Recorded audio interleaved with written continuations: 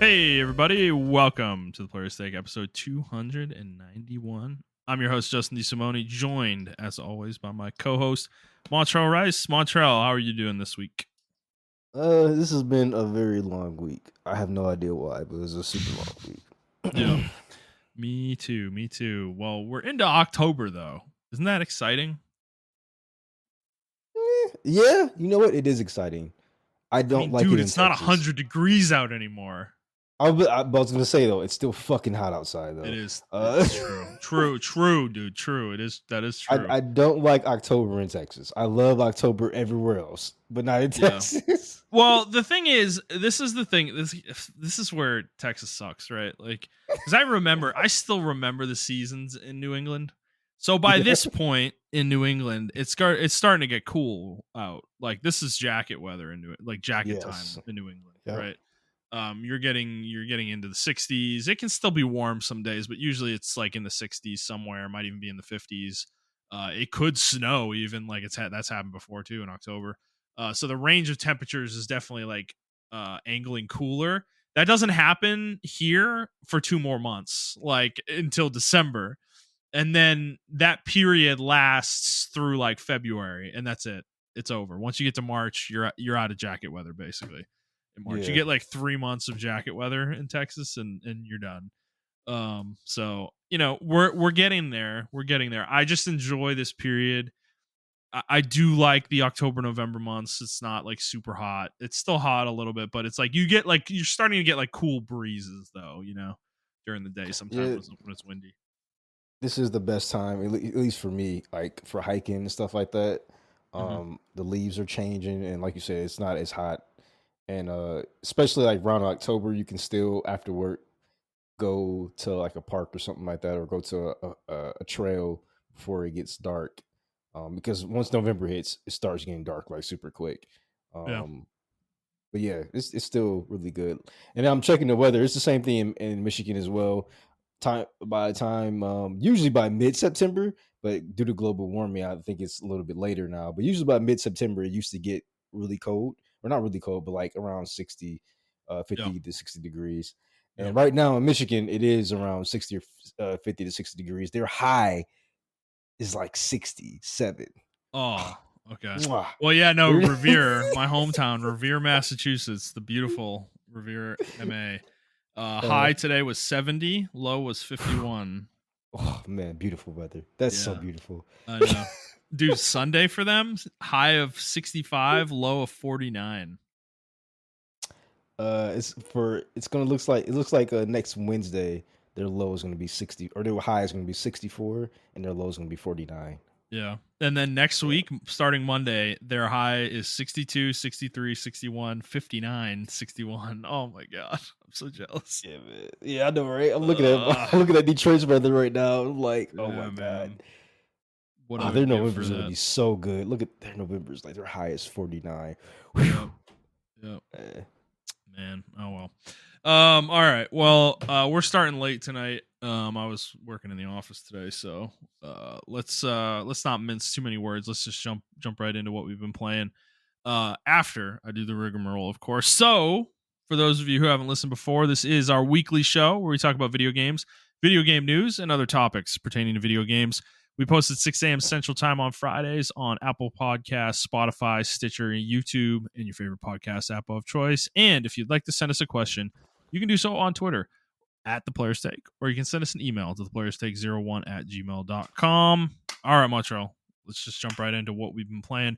I'll go first. I'm kind of in a weird spot right now. So I finished Warcraft 3 over the weekend. I beat the Orc campaign, and I'm going to be frank with you.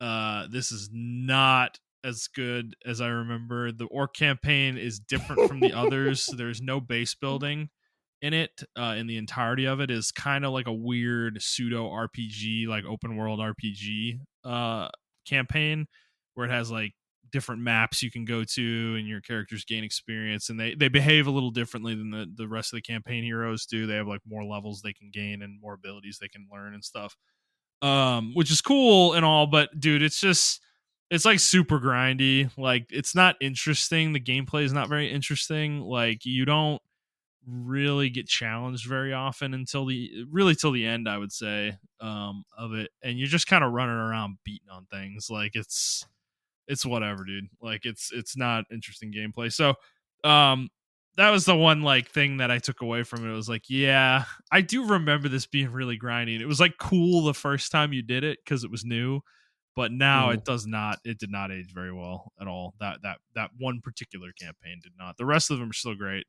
So I'm done with that. Done with Warcraft. For now, I may play multiplayer a little bit. I did want to dabble in that and see if it hooked me at all. So I may do that. But then League, still playing League. I don't know, not a whole lot to say here. I guess Yeah. the patch has been out for a couple weeks now, or a week, right? That was last week, I think. Yes. Yeah, I think it Um, was last week. Yeah. the game is definitely slower. Which I I would say, appreciate. which Yeah. which is good. I think everybody's burst is is lower, like 5 to Yep. 10% lower, which is good.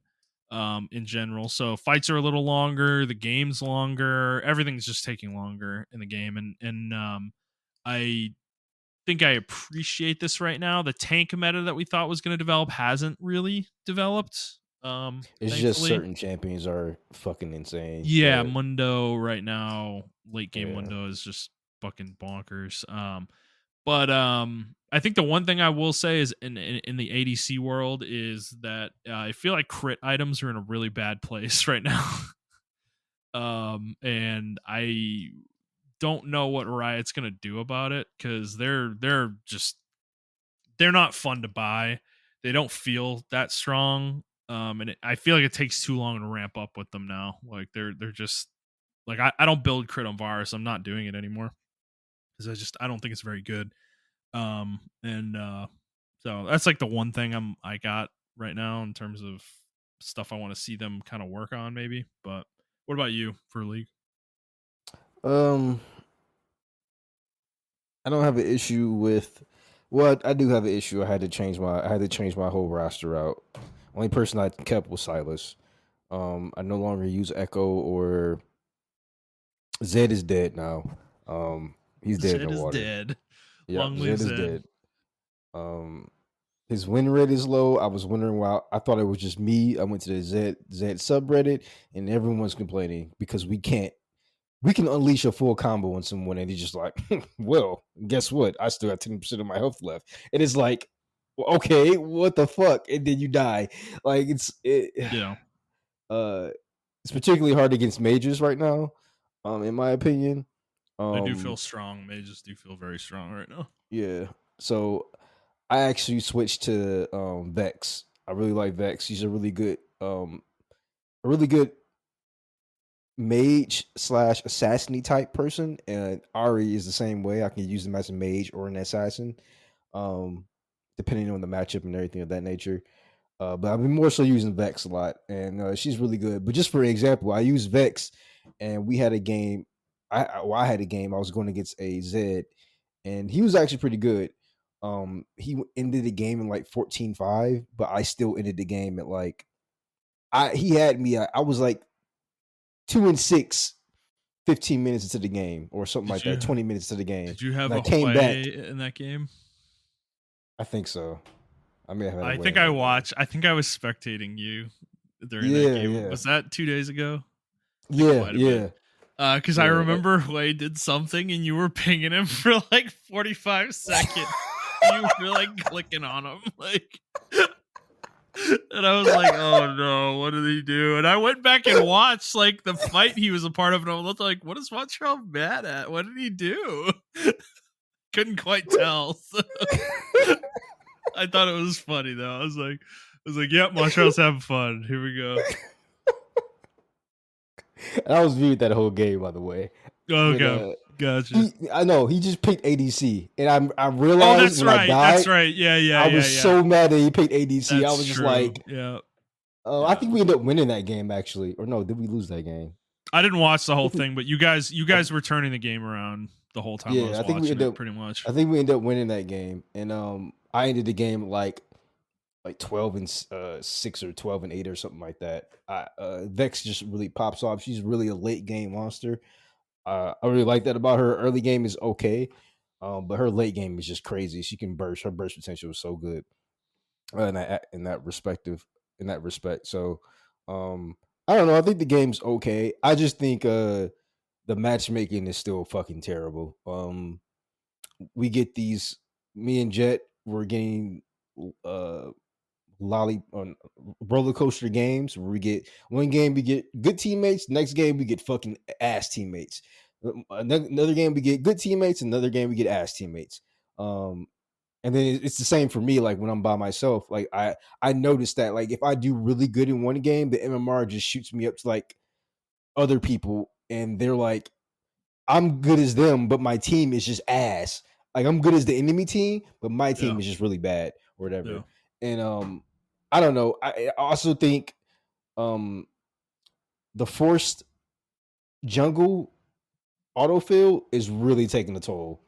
If you don't have a dedicated jungler on your team, Yeah. you lost the Yeah. game. Oh man, it's Um bad right now. Holy shit. yeah. Uh, It was so bad that I considered jungling for about 2 games, and then I quickly realized why I hated jungle, and I stopped jungling again. well, Um, I'm thinking about jumping in the ring at this point because it's that bad, dude. I mean, yeah, you're right though. Like these people are so bad at the role, you just lose. Like you just lose the game because they're yeah, non-existent. You know, like all they're doing is hitting minions. Like they're just running around jungle camps hitting. They're not doing objectives. They're not ganking. They're not doing anything. They're not warding. They're not dewarding. Like they're doing nothing. Like they're like a yeah, bot exactly. basically. And you can't win the game like that. Like jungle's one of the probably the worst role to have somebody like that in, you know. Yeah, um and it's to the point now where like I would take a 5 minute queue if we get a dedicated jungler. Like yeah, that's the point right. I'm at. A lot of my games, I would say 80% of my games have been decided because I have no jungler, or Yeah, I have like a non-existent jungler, and or the that's why enemy I'm team so has a non-existent jungler. It's like exactly. it's that prevalent. Yeah, and like for instance, I stopped playing Silas first pick because even in like I use skill cap, right? And even in skill cap, they say, well, if you're dealing with a ranged champion, Silas really doesn't have any wave clear like that, so you have to depend on your junglers to take the pressure off. So like that's in the official like thing, right? For Silas. I don't have a jungler in low elo, so I cannot use. Unfortunately, I just can't use Silas. I'm like, all right, I just can't use him because I can't depend on my jungler for shit. Yeah, I have been a little bit more vocal as far as using my pings to ping to my jungler to come gank for me because I like I said, I was a jungler once, and I hated when people would ping me to come and they are not even in a position to be ganked or whatever the case may be. So I don't ping, but like I will make sure I at least get the person's flash, or they're like at my tower and they don't have a wave coming up behind them. Like, hey, you can come gank now, you can gank now, or whatever, and I set the gank for them.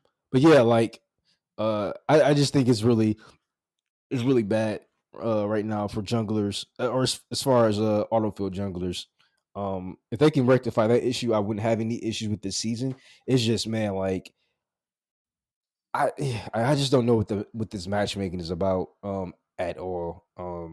yeah, And unfortunately, it's going to be an influx of new players. Or fortunately and unfortunately, it's going to be an influx of new players after November because of Arcane. Um, so a lot of them are just going to be jumping ranks and ranked and everything of that nature. Uh, Small side note: there was a thread on Reddit about ranked and people trying new characters in ranked, and the amount of people I saw defending trying new characters or trying something fun, and I just dude. want to have fun and ranked Yeah, is yeah, so fucking obnoxious because the poster yeah. was like, I don't like when I understand you're trying to have fun, but do that for norms. Why are you in Ranked, rank? Well, I am in grind mode. Like I am trying oh to my god, Montrell. Okay, I love Jet. He's great. He did this the other day.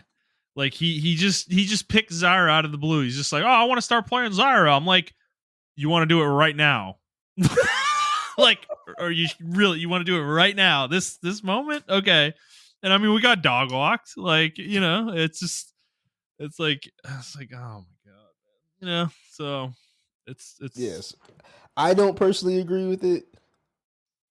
I think you well, that's should why the, I'm my champ pool bottom right now is limited, right? It's pretty much 3 Yeah. champs. It's Ez, Jin, and Varus. And I do want to get back into norms a little bit and start playing Zeri and Vayne, because I need to expand my pool to 4 or 5. Because Okay. Jin is getting banned. Like he's getting banned or picked every game almost. It feels like right now. I think ADCs are in a bad spot because like it just feels like Jin's rising because nothing's happening to him really. You know, like right because they're actually nerfing him coming up. Yeah. Yeah. In They're this next nerfing. patch, I'm wondering what I they're was gonna gonna. do to him. Oh, I already got Um, it. I can tell you right now what they're gonna oh do. no. So for Jin, Please they don't be anything horrible. his R is taking a huge hit. So I'll tell you, his AD growth is going from 4.7 to 4.4. Okay. So his R base damage is going from 64, 154, 244 to 64, 128, 192. Wait, was that each rank you just said? Yeah. Or So his R base damage is right now level 1 is 64, level 2 is 154, level yeah. 3 is 244. When the patch comes through, it's going to be level 1 64, level 2 128, level 3 192. Okay. Hold on, I'm looking at it now. Oh, base damage. This is the base damage they're This is the reducing? base. Wait a second. What? So their reason for doing that, right, is because they buffed the fuck out of collector. Collector is only going to be 2950 to get now. Oh. Okay, that's 450 It is, but less it than is it taking was. it is taking a hit of less. It's taking a 50. Well, it's taking 10 less AD. So it's 60 AD now. It's going to be 50.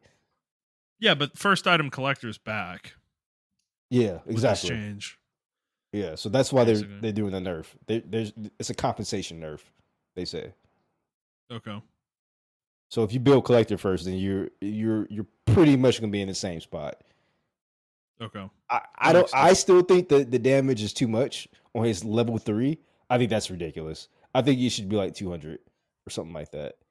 Or Okay, but maybe in 210. practice, the thing is, in practice, it's not as good as you think it is. Like trust me. I mean, I play them all the time. The only hit that's really threatening for Jin, the only time it's threatening for Jin, like how much it's really based on the enemy's health. Like it does more damage based on how much health you've lost. So if you're under Okay. 50%, the alt hits do more damage. Okay. And I don't know if it's strictly like a flat like under 50%, but I know the lower your health is, it does more damage. Like, so that and the range of damage on it is huge. Like it's 192 to like 1800 and fucking 80 or something crazy like that. It's fucking absurd, you know. So generally speaking, the fourth shot of it is the threatening one. That's the one that does extra damage. As far as I remember. And that one is like a huge execute, basically. Like if you're like at 2/3 health or half health and you're not a tank, you're probably gonna die to it if you get hit by it Okay. late game. So I mean, I don't think it's horrible though. I don't know. I mean, you can dodge the ult. Like it's I don't know. And in a crowded space, it can be very difficult to pick your target effectively with it too. Yeah, that's So why I think that's why I personally think the nerf is a little bit too much. But because I like to play yeah, Jin like just like for willy nilly for shits and giggles. mhm, yeah, Um, but yeah. yeah, I don't know. And They are there's a lot of buffing times Yasuo. when you're behind as Jin that your ult tickles people. Like it doesn't even Yeah, hurt anybody, you know? So but they are buffing Yasuo and Yone. So I mean, mhm. and Pantheon and Riven and Lee Sin. So and Tryndamere actually, and Kate and Aphelios. They're buffing all those This is people. a bad pass for me. Yeah, a lot of people are actually complaining about this patch. Yeah. I don't think this is a good patch at all. They're only nerfing Vigar's W AP ratio. I Yeah. think he needs a bigger nerf than that. They're only nerfing. Well, they are doing a sizable nerf to Poppy, but it's not that. I don't think it's really that much of a big deal. Yeah. Um, Mordecai's just getting a little bit of a nerf was isolation key when he pulls you into his alt. It's actually a sizable nerf. So instead of doing 40 to 60% damage, it's going to be doing 30 to 50% damage. Yeah. And then there was a Mundo nerf. Oh yeah, Mundo's max HP into bonus AD for his E is going down by literally 0.4%. Like that's it. Nice.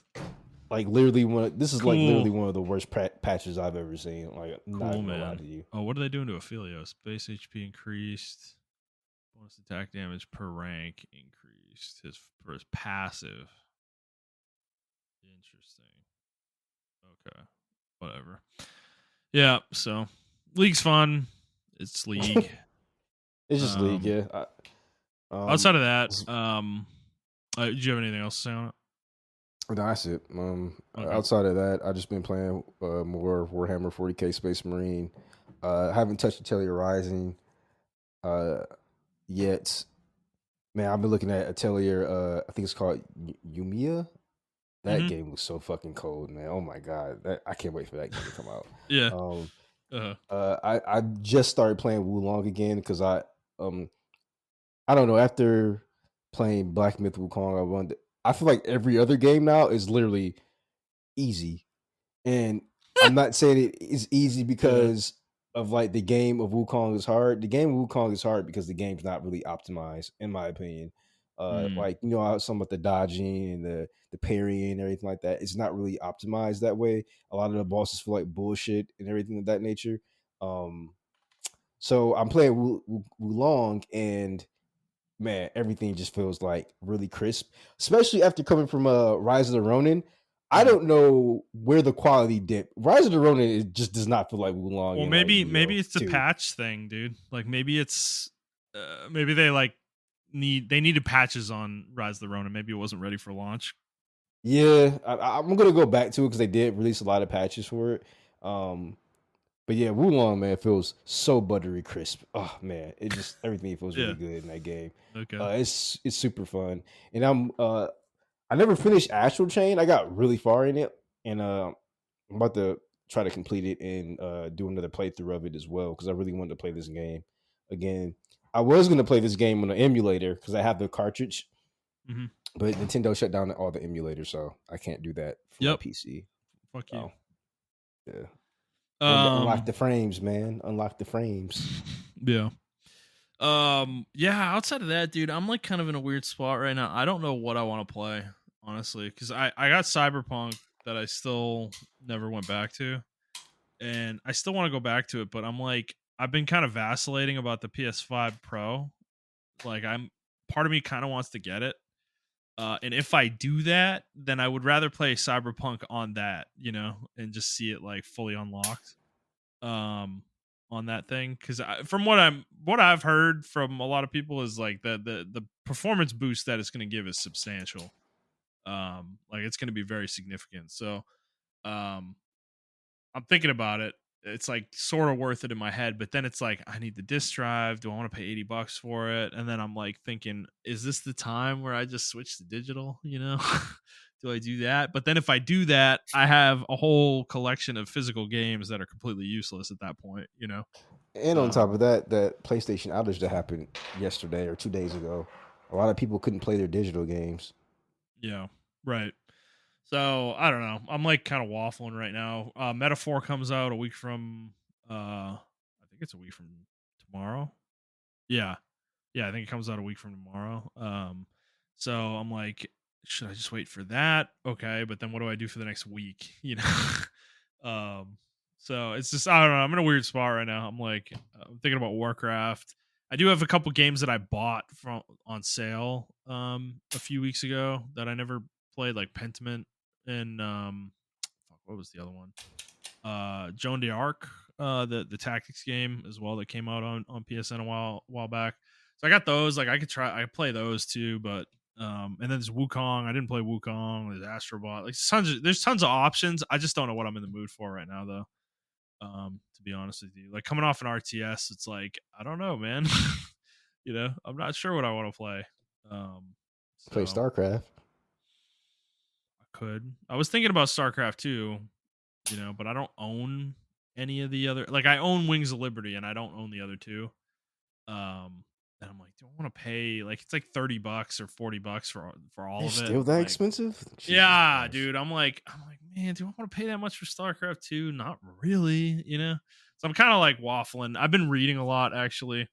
I picked up a Stephen King book a couple weeks ago. 11/22/63, which is the Okay. Kennedy book that he wrote. So I actually finished that last night though, so I'm done with that too. So I'm just kind of in this weird spot. I got nothing right now, man.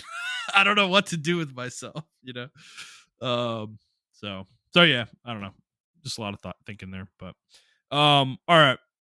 Let's move on to the news. We got a few news stories this week. First one being about our favorite game designer, Tetsuya Nomura, the Kingdom Hearts man himself. You love our love-hate relationship with this man is actually Yes. fucking insane. So he did an interview with a Japanese outlet called Young Jump, is what it's called, uh, about Kingdom Hearts, specifically the future of the series. But he was talking about himself as well, and he's 54. He's turning 54 this next month, or this month actually. And he said, quote, I only have a few years left until I retire. I have to decide whether to retire first or finish the series first. I'm making Kingdom Hearts 4 now with the intention of it being a story that I will complete. End quote there. Um, so, this kicked off a lot of discussion. Um, I don't know, Montrell. What do you think? Do you think, like, are you ready for Nomura to hang it up? I mean, he's been in the game for a while. Uh, I can't believe he's only 54. I thought he was older. Dude, he's been no, around for 30 years. yeah, you know? he's been a while for a while. I'm not surprised. Uh, I mean, I don't know if it was on this interview, but another interview where he said he literally forgot a lot of the points for Kingdom Hearts. Oh my And he had to go on god. YouTube and like That explains a lot. revisit, yeah, and revisit a lot of the beats or whatever. Mhm. I know he said that he really wanted, from what I understand, he wants Kingdom Hearts 4 to be a new thing, and he doesn't want it to be as convoluted as Kingdom Hearts uh Yeah. was before. So this is like a new thing or whatever. Which I'm all for. And I mean, yeah, I think he probably been mentoring somebody to take over the slate, and yeah, I think that would be cool. I mean, Mhm. unfortunately, I think he's just probably tired, man. Like, but you can definitely see his impact on the industry as a whole and creators and everything of that nature. So it's going to be a sad day to retires, but he's Yeah. put so much love and not just for like video games he worked on, but for the culture of video games as a whole. Yeah. Um, that Well, it can't be replicated.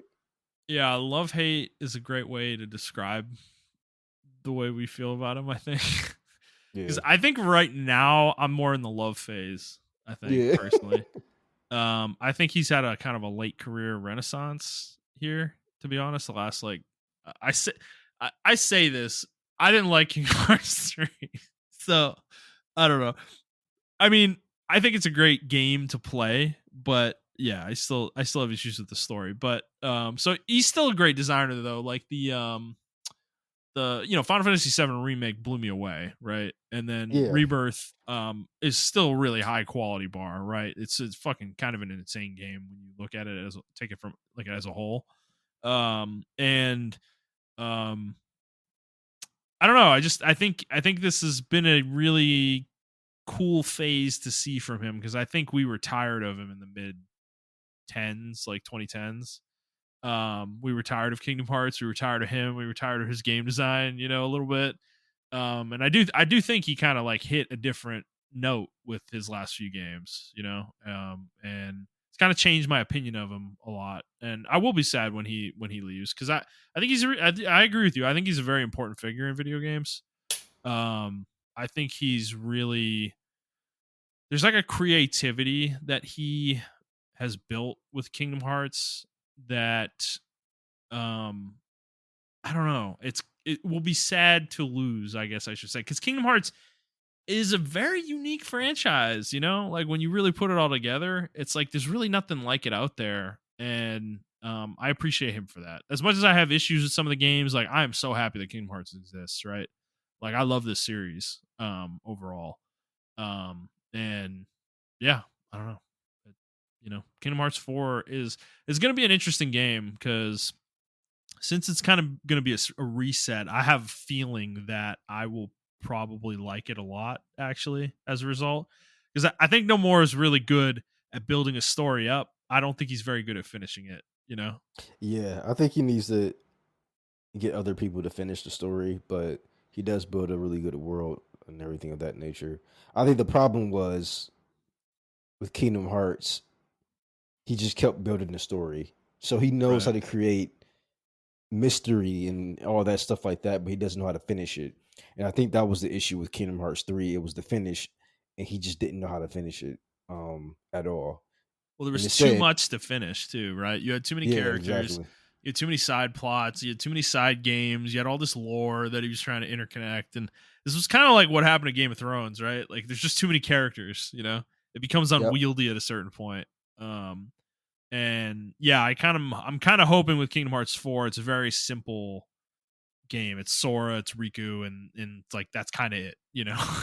Yeah, And obviously it's we'll have Donald and Goofy and maybe some Mickey in there, but like we don't need all this. Like we don't need the 18 fucking organization 13 members, you know, running yeah. around. We don't need the heartless shit. You know, it's like maybe give that Yeah, stuff a it's rest, you know.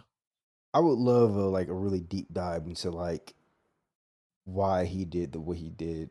What was his vision for Kingdom Hearts? Because like you said, it's a very unique game. Um,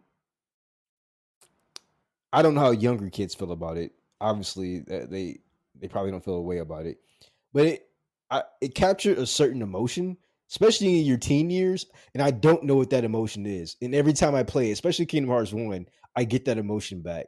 And it's not sadness, it's not grief, it's not happiness. It's just some kind of emotion that game captures. And I think it captured everyone who played the game and likes the game. They Is all it have that whimsy? same. Yeah, maybe it's that. It's just a. It It's makes just you a. feel whimsical, you know. Yeah, Yeah, yeah. But it's also like a really dark and mysterious game as well. I don't know, yeah, like yeah. it just really encapsulated like the early 2000s and how a lot of teens were feeling around that time. I can't really explain it, but he captured it well, and obviously everyone felt the same way I felt, and they loved the game because of how it made them feel. So, um, I don't know. I think he just has a really unique style. Um, and I don't want to say it's outlasted itself. It's just I think he's going in a different direction. You can definitely tell with like Final Fantasy Rebirth and Final Fantasy VII Remake that he's taking his style in a different direction. I think he's just closing it out. Like this is his last, his last Hurrah. hurrah. Probably, Yeah. Kingdom Hearts 4 is probably going to be his last one, and then he's going to let somebody else take over. And I'm very interested in seeing what other people would do with the franchise. Mhm. I also just want someone to come out and make another IP, but that just wows this generation of young gamers where they just like, Mhm. yo, Mhm. remember that culture shock we all had with this one particular game from Square Enix or something like that. And I think that's what we're just missing. I mean, maybe Fortnite is that for a lot of these kids now because that is the culture shock game. Minecraft is another one that a lot of Yeah. kids like Yeah. grew up playing. So maybe that's their game. That's their Kingdom Hearts. Whereas for us, it was more so single player games and stuff like that. But Or with literally with Kingdom Hearts, maybe after 4 you put Sora aside. Put Riku aside, man, you know? yeah, Like move on to a different generation of characters, you know? Move the story forward, you know? And Sora and Riku become the old guys who are like the old hermits or something, you know? I don't know. Like, you know, it's like that would be the way to capture a younger audience, I would think, is just like bring younger characters into the game world. So yeah, because I mean, think about how Kingdom Hearts started, you know, like Sora and Riku were so young. They were like 12 probably, you know? Like I don't think that's true. I think Riku was 16. I think Sora was like 14 or something. I think Kyrie was like 13 or something like that. But they look like they're 12, you know, in the game. And it's like that's the kind of whimsy that you almost want to bring back, right? That like childlike, because they've been adults in the series for a long time now. And it's like, can you imagine a game where they have like young characters like that again, where they bring them in and they have no idea what's going on and they're like trying to learn. And we know everything though, right? As the audience, but these characters don't. You know, that'd be kind of fun, don't you think? Yeah, I mean, it could backfire. It could be another Baruto, though. But True, true, yeah. true. That's very true. Yeah, Um. no, it's true. Yeah, it could just be So retreading the same ground too, you know, in some ways yeah, also. So I don't know how long Dragon Ball started or Dragon Ball Z started after Dragon Ball, but I mean that was like a really successful story. But unfortunately, everybody just loved Goku and not really Gohan. When he tried to introduce Gohan to be the main character. yeah, Um, yeah. so I don't know. Or in Toriyama tried to do that. Sorry, y'all. Mhm. But like, um, I don't know. Uh, I it is going to be a huge gap. This is going to be like, in my opinion, like um, my man's from Devil May Cry when he leaves or he retired. Like, there's going to be a huge gap in the space, Mhm. and you're definitely going to feel it. I think we're going to feel it for a while. Um, unfortunately, so yeah. All right. Fair enough. All right. Let's move on to our next story. Um yeah, so Tim Sweeney, the boss of Epic, CEO of Epic, um he had some commentary recently uh at Unreal Fest in Seattle. I didn't even know this was a thing. There's a I didn't either. convention for Unreal Engine. Um but he said this, so quote, a lot of games are released with high budgets and they're not selling nearly as well as expected. um and then he went on to say really big games where the players are gravitating towards really big games they can play with their friends. um and he said some other things, but that was kind of the main comment that came out of it that, you know, a lot of people were reacting to. So seeming to indicate that multiplayer games are the, you know, quote, the wave of the future. You know, how many times have we heard this? But Montreal, I mean, what do you think? Is he right? Is it multiplayer games? So this is a very interesting perspective, right? In the perspective of how you can look at one thing and someone can look at the same thing, the same object, and look at it totally different from you. Yeah. So when I first read it, and then like the tweet that I read, it sounded like he was on the side of like single player games. Now, granted, I skimmed over the tweet before I read the article, and then I just read the article. Hmm. Because I agree with him. Like, a lot of games are releasing with high budgets, and they're not selling it nearly as expected. So where you would think he would go with that is like, we need to scale down production of the games, make more focused games. Yeah. No, he just doubles down on really big games where they can play with their friends.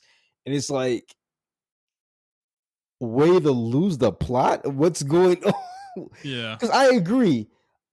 Like Immortals of Avium or Avium, that was a really high budget game, $125 million. Yeah. It didn't need that big of a budget. Like, I always point to Ghost of Tsushima, where that game was $50 million to make, and Yeah. it's one of the most high selling games, one of the Right. highest selling games. Right. So it's like, I don't know how it's really cool how the executive brains work. I maybe my IQ is not high enough. I don't get it I because think he's like just. I think he's just. He's. I mean, he literally runs the company that runs the largest live service game out there, multiplayer live service game out there. I feel like this is just big head syndrome, a little bit. You know? yeah, I mean, I agree. Um, I one at one part I do agree with him. Fortnite is not going anywhere, and it's not going anywhere for a long time. It is the next. It is bigger than League of Legends, and it's going to be a 10 to 15 year or 15 to 20 year game like League of Legends is. I think it's going to be here for a while. Yeah. We grew up with League of Legends, and then this generation grew up with Fortnite. That's going to be Right. like that. So in that perspective, I do agree with him. Um, Fortnite's not going anywhere, and on top of that, the Fortnite maker people are making like some really dope games in it and everything of that nature. We Yeah. might see something come out of that. I think that's the future because That was a people are really making smart dope. investment. Yeah, I think people are making dope single player games in that field and everything of that nature. So that's cool, but I don't see, as far as Unreal and Tim Sweeney, yes, or Epic rather, yes, multiplayer is the future for y'all. Mm-hmm. As far as the industry, no, nowhere near, Well, nowhere like, yeah, near is he this. not paying attention, dude? Like Concord, Suicide Squad. What was the other one that fucking bombed this year? Foam Hell, Stars. Like, even Call of Duty didn't sell as much as it did. Like, even yeah, people were like not looking forward to the next Call of Duty. Like, yeah, Foam Stars, and like last year we had like over 60 games shut down. Like, yeah, I don't. So yeah, he's stuck in his bubble pretty much, in my opinion. right, And I mean, that's a very good bubble to be stuck in. I'm not gonna lie, you are the bubble. You can pop it right, whenever you want to. yeah. Um, but everyone's trying to get inside that. Everyone's trying to be the next Fortnite when that's not going to happen. And I think companies are starting to realize that now, and now they're trying to shift gears and stuff like that and do smaller budgets, or maybe they're trying to do smaller I budgets. mean, But this is very yeah, similar to the MMO trend, dude, from the aughts. Where everybody and their mother was trying to make an MMO. and they're And trying to take out WoW. 95% of them failed.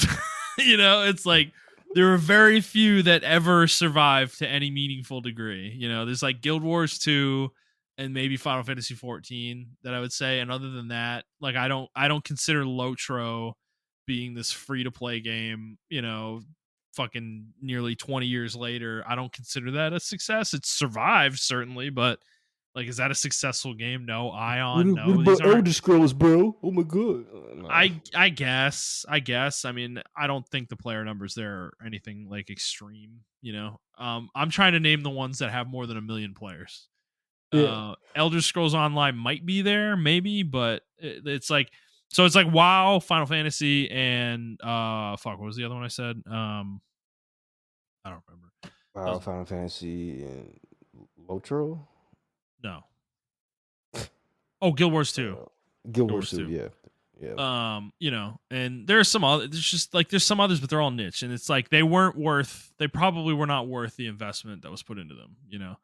And I think we're kind of going through a similar trend now in a much worse way, though, where I feel Yeah, I like was gonna there's say it's way worse the than. proportion of money being pumped into these games and the degree of failure that is happening to them is much more extreme, I feel like, than what was happening with a lot of those MMOs back then, because most of the MMOs did survive in some way and they limped along and had a small community that sustained the game, right? A lot of these games aren't having that situation. They're coming out and they're either busting hard, or they're like Suicide Squad where they limp along for 9 months with like 500 players or something. And it's like, you're just fooling yourself. Like, why is that game still even going on? Why are they releasing new content for that fucking game? I don't get it.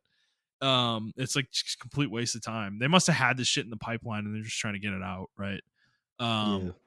But so I don't really know what Tim's looking at when he's saying this. It's like, I understand you're Fortnite and you see Fortnite and you see the success of Fortnite, and then you're looking at all the competitors of Fortnite, and he's trying to like project forward, right? Like he's trying to say what's going to happen in the future.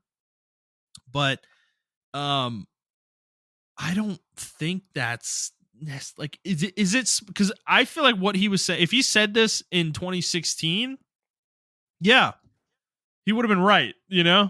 It's like we're in 2024 though. Like this is years after this kind of fad has started.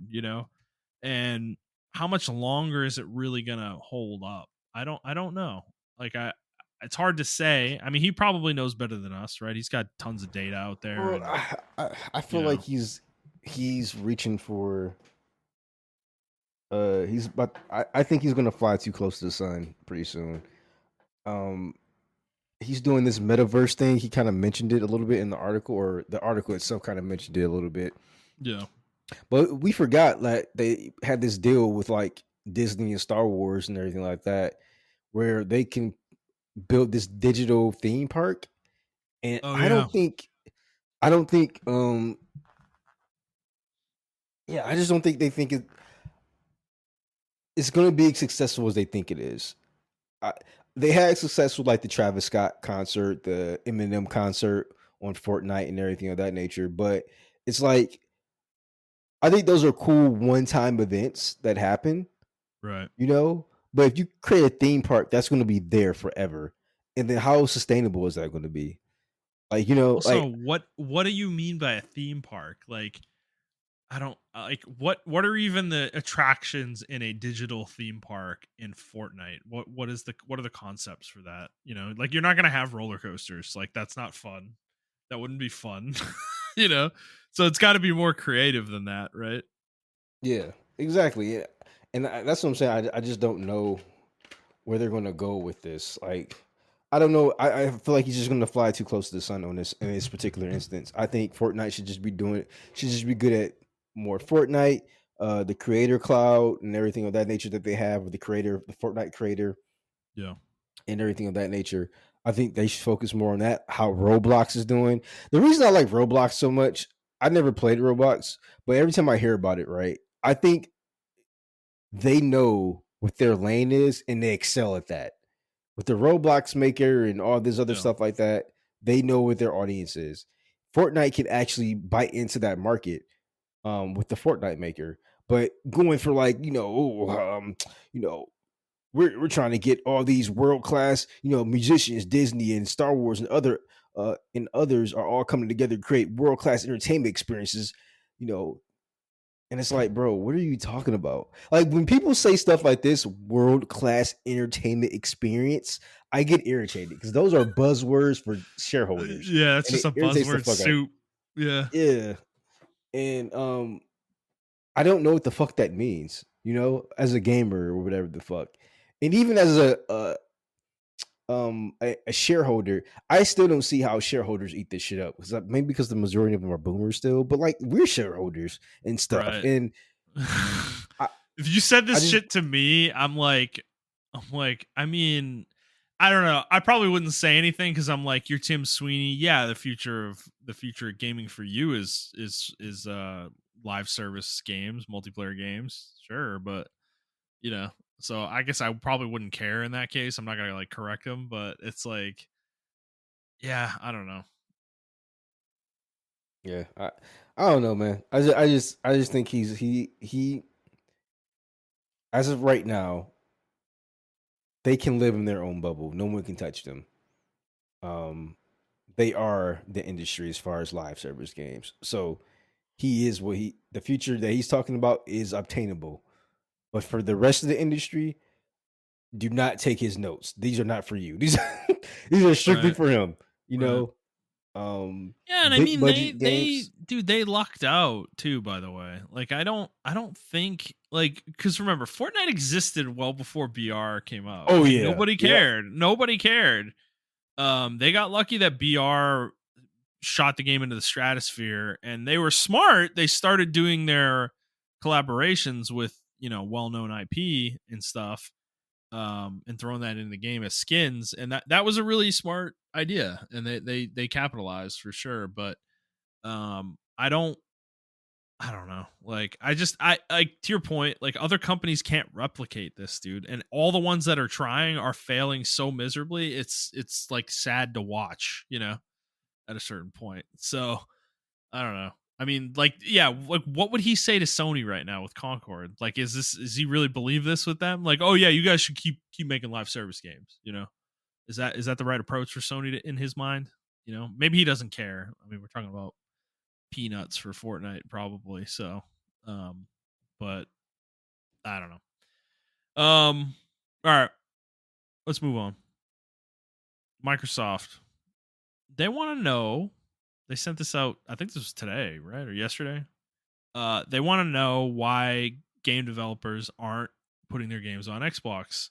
They put out a new program from their Xbox research division and have asked developers to give them feedback. Why aren't you on Xbox? Basically, is what they're asking. So, Montrell, I guess my question to you is, like, they're putting this out publicly. You know, this isn't something they're trying to like privately gather.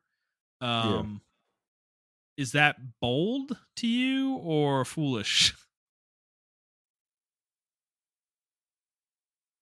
that's actually a really good question. And I was thinking about, I knew you were going to ask me this question, and I was thinking about it on the way home, and I don't know. Yeah. I honestly don't know. Okay, I'll answer it. I I'll answer it then. I think Okay, this is yeah, foolish as all hell. you Like think so?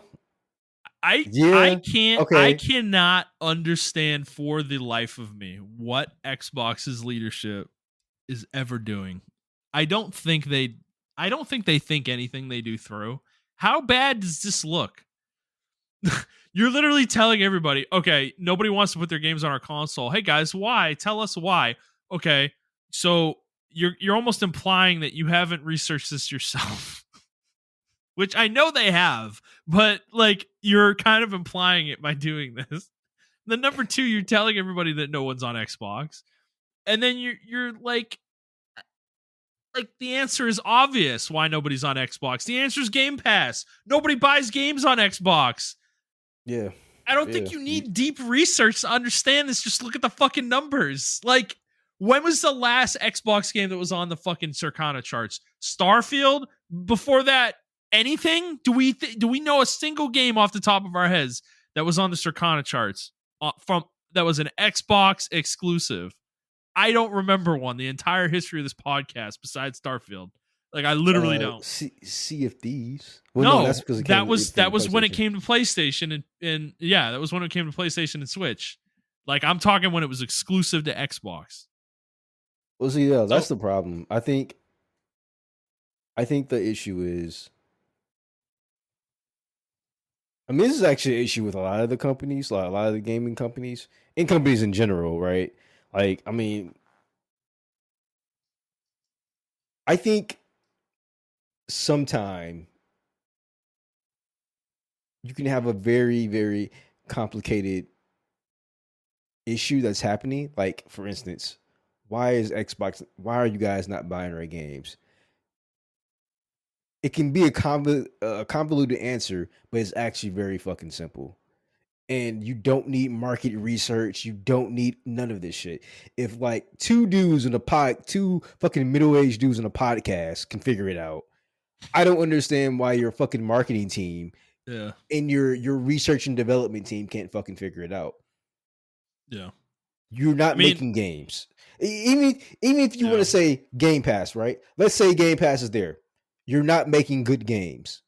You have all this talent in your team. We still have yet nothing came from Rare yet. Nothing. nope. In the last 10 years, what has Rare released? Oh, I'm sorry. Sea of Thieves, they released that, right? Uh Well, dude, you remember this and year at the beginning of the year they had the developer direct at the beginning of the year where they detailed 4 games that were coming out this year, and it was Hellblade 2, Aura, History Untold, um, Indiana Jones, and then what was the mhm. fourth game? I don't remember what the fourth game was. I don't even Yeah, I don't remember. remember either. Yeah, I don't And that's the problem. Hellblade came out like a wet fart. Didn't chart. Aura, just came out like a week or two ago. Also came out wet fart. Nobody cares. Like, apparently the game is just like it's not a very good 4X. It sounds like. Indie, we don't know. And I'm gonna go look up what the fourth game was. The fact that I can't remember it though probably doesn't speak well to it. Well, I mean, that's what I'm saying. Like it, you have this talent on your team under your umbrella. You have Oblivion, you have or not Oblivion, Obsidian rather. You have Ninja Theory. You allow Ninja Theory to make a 6-hour movie, Yeah, and then you wonder why people aren't playing your games. Sony and Nintendo are making video games. yeah, That's what they're doing. I mean, I know the meme that, oh, Last of Us is it's a video game. It's a movie or whatever. Like, it's a video yeah, game. yeah, You know, Uncharted is a video game. Horizon is a video game. Mm-hmm. Last of Mario Us. is a video. Last of Us is a video game. The Mario games on the Switch are video games. Like these are video. They know what they are. You know, like everything else is second to that. I mean, we complain about Sony right now. I am complaining about Sony doing too much multimedia shit.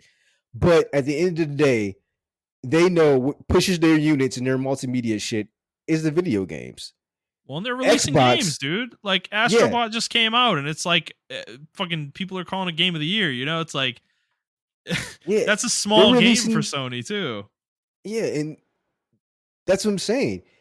You have Halo, which is arguably one of the most recognizable first person shooters in the world, and you don't have any, and it's free to play, and you don't have any content for it or nothing. Nobody plays Halo but besides dedicated Halo fans.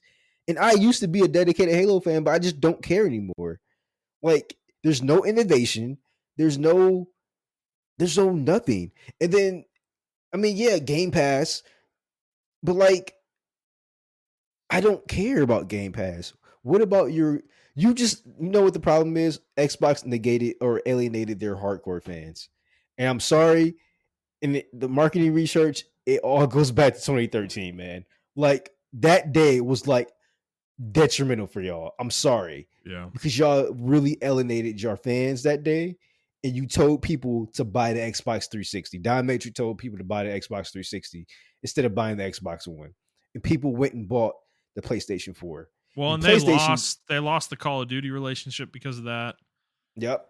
Which then, you know, it was a chain of events, and I mean, Phil Spencer himself said it. That was the worst generation for them to ever lose, you know, and they Yeah. lost it so hard, you know, and they've been trying to recover ever since. And the opposite has happened. They are continuing to erode, you know. Well, what they It's needed to do was just they needed to go back to OG Xbox. You need to call whoever did the OG Xbox team and get them back. Honestly, that's your marketing research. That's what you need to be asking because they had a variety of games on the OG Xbox. And we played some of our favorites there. I played Star Wars Couture there, Jade Empire, uh Sudeki. Sudeki, like fucking Blue Dragon was on 360, but still, I feel like that was still a remnant of the OG Xbox. Blue Dragon, you know, all these games were on OG Xbox and early Xbox 360. It was the variety that you got. Yeah, you were the dude bro console, but you also brought the variety to the Western gamers that we never would have had before. I mean, a lot of people never would have played Oblivion if it wasn't if it wasn't no Xbox 360. A lot of people wouldn't have played Daggerfall or none of these other games that you bought that were primarily stuck on PC. You brought that to console, and I thought that was like fucking amazing. And you need to do that again. You know what I'm saying? Like, Yeah. you need to be the Western version of Sony, if that makes any sense. You need to have Western developers make these cool, wacky games.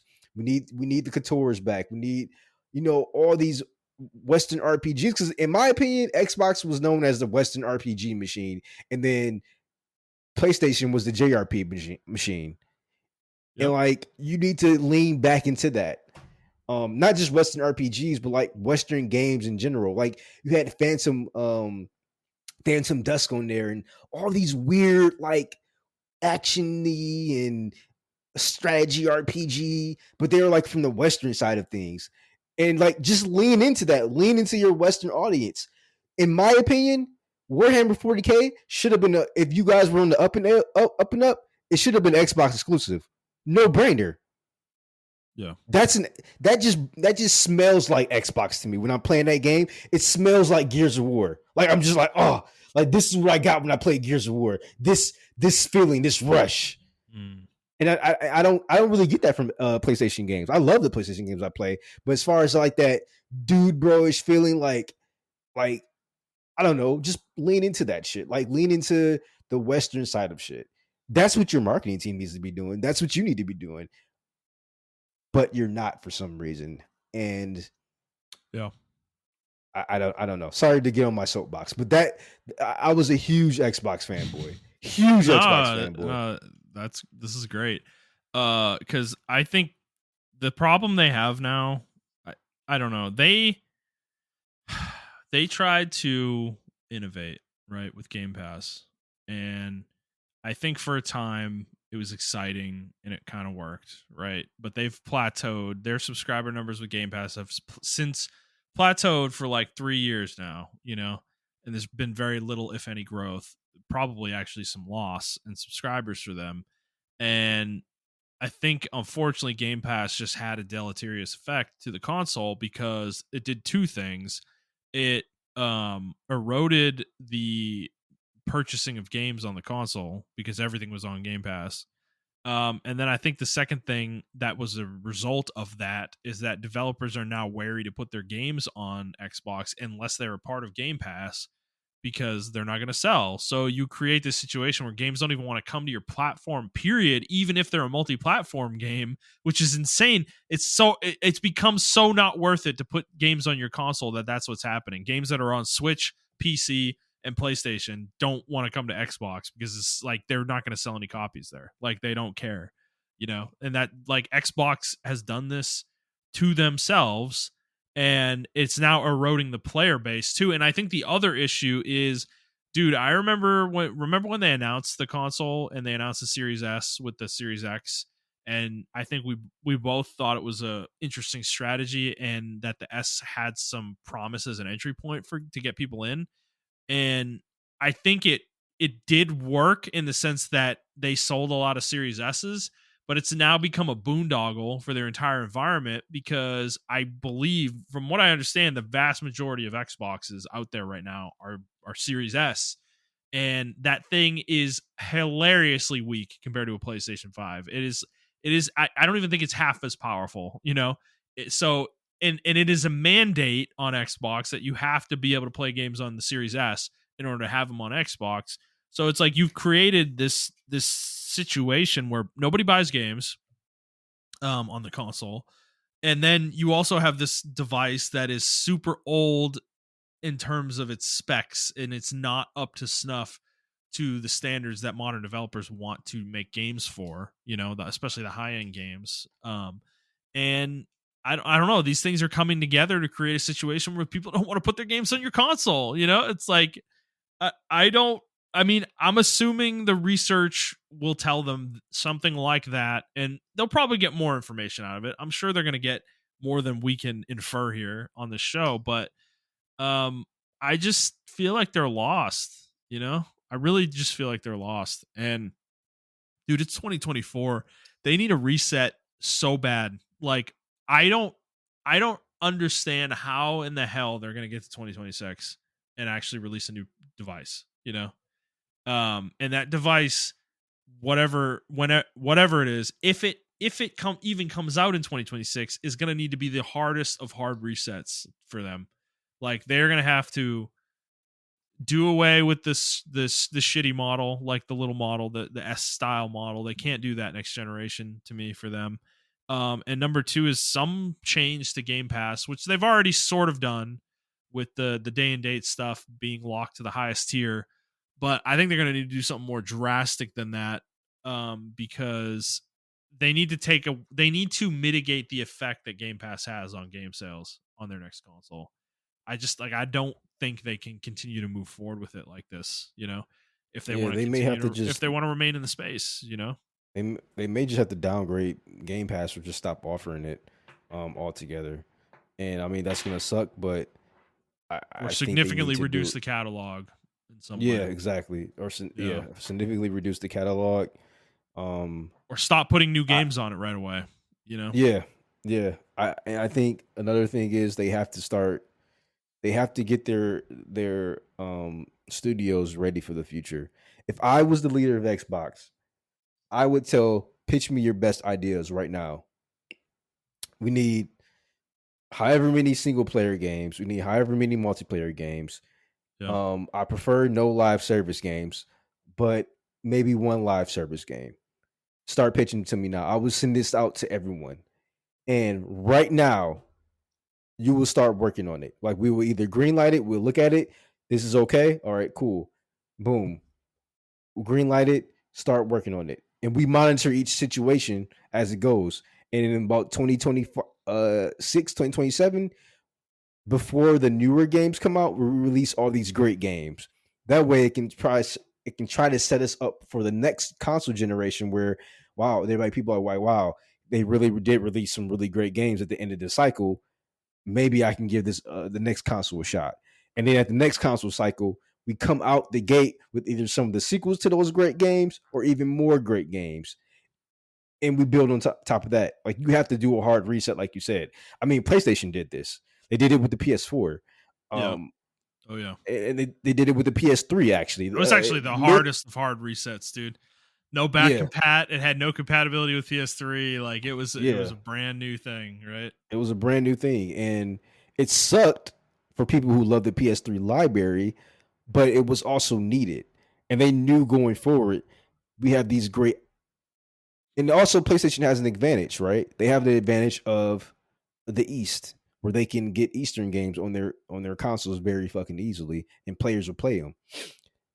You have to lean into your old ecosystem of your gamers and lean back to the West, lean back to some of these Western developers and stuff like that. And yeah, I if it was me, I would just get rid of Game Pass. Like we can't offer this anymore. It's just not business viable. I am sorry, guys. No. We give you some kind of refund. But you can't pull the rug out like that though. I think I think they would if they did that now. Let's say they did that right now. I feel like they would lose everybody. Everybody would get off Xbox. It'd be done, dude. Like they have to slow transition for like a year for free or something like that. I don't know. They got to slowly. That's what I'm saying. You do it when the new console launches, so you have like 2 years, maybe 3 if it takes longer. And you kind of start slowly whittling Game Pass down and making it a worse and worse value to the point where you slowly erode it, and then when the console comes out, maybe it's gone or it's some like niche thing that you offer, But I don't know if they want to do that because this only applies if they really want to be in hardware long term, and I'm not sure they do. So it's just, but if that's your vision, then why are you even in hardware at all? Like, why are you even doing a next gen? It's like, I don't really understand the point, I don't know, man. I think and they kind of abandoned their original vision, right? You remember the Xbox One was supposed to be the first Xbox, and then it was supposed to go Xbox 2, 3, 4, and then they abandoned it again. It's Series X now, So their naming schemes have been always been bad too, for sure, since 360. But the fourth game, by the way, from that developer direct, there's a reason we forgot it. It was Avowed from Obsidian because it's not coming out this year.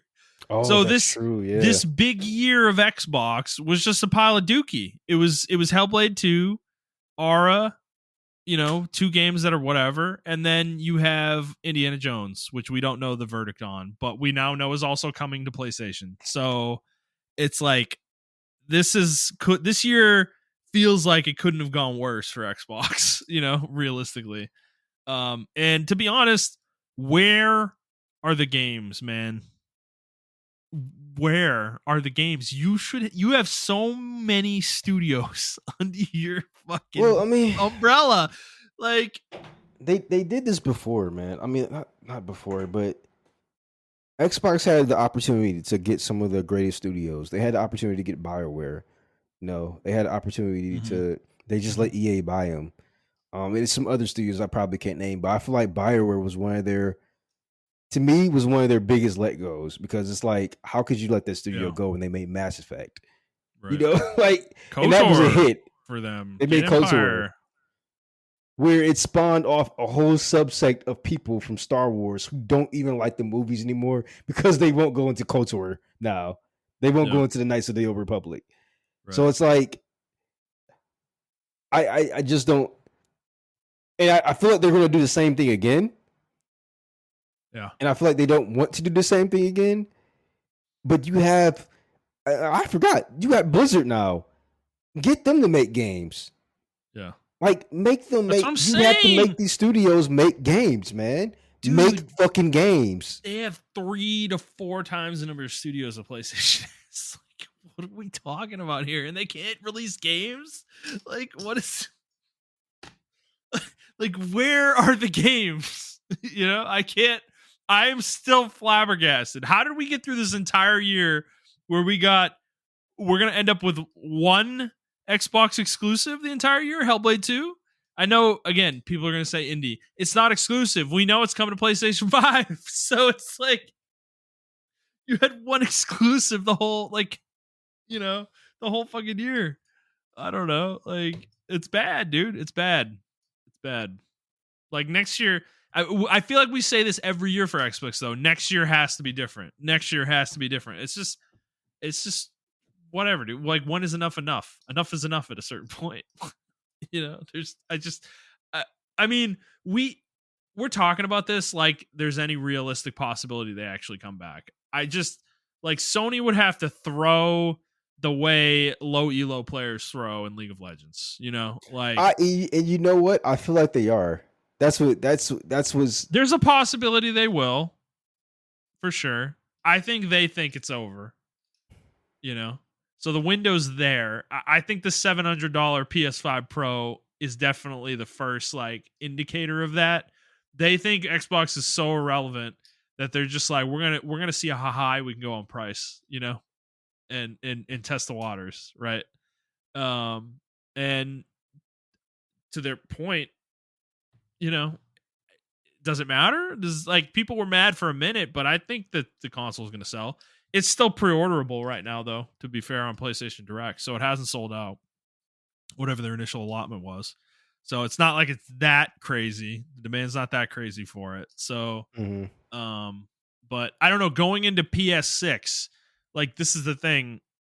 The way Sony's going to approach it is going to be very interesting to me because if they don't consider Xbox a true competitor anymore, like they're kind of on their own and they're in their own ecosystem, and they can kind of do whatever they want, right? Like you could charge $800 for the PS6 if you think that's the situation, and it's like that would be the only way I see Xbox getting back in the game is if they do a lot of the stuff we're saying. They have a shitload of games ready for the launch year, their new console. They get a head start on Sony.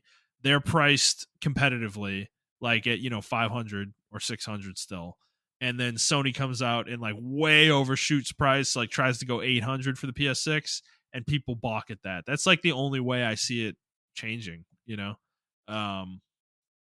Otherwise, why would it? It's I don't know. There's not an incentive to buy an Xbox anymore, even a new one. Yeah, I mean, I agree. Like, there's just not an incentive to buy an Xbox, unfortunately, and I just want better for them. First of all, I want better for them because I'm tired of Sony already. Like, Sony is making some questionable choices, and I see it's giving PS6 is giving PS3 vibes. That's what it's giving for me right now, and I don't like that. I don't like this feeling I'm getting with Sony.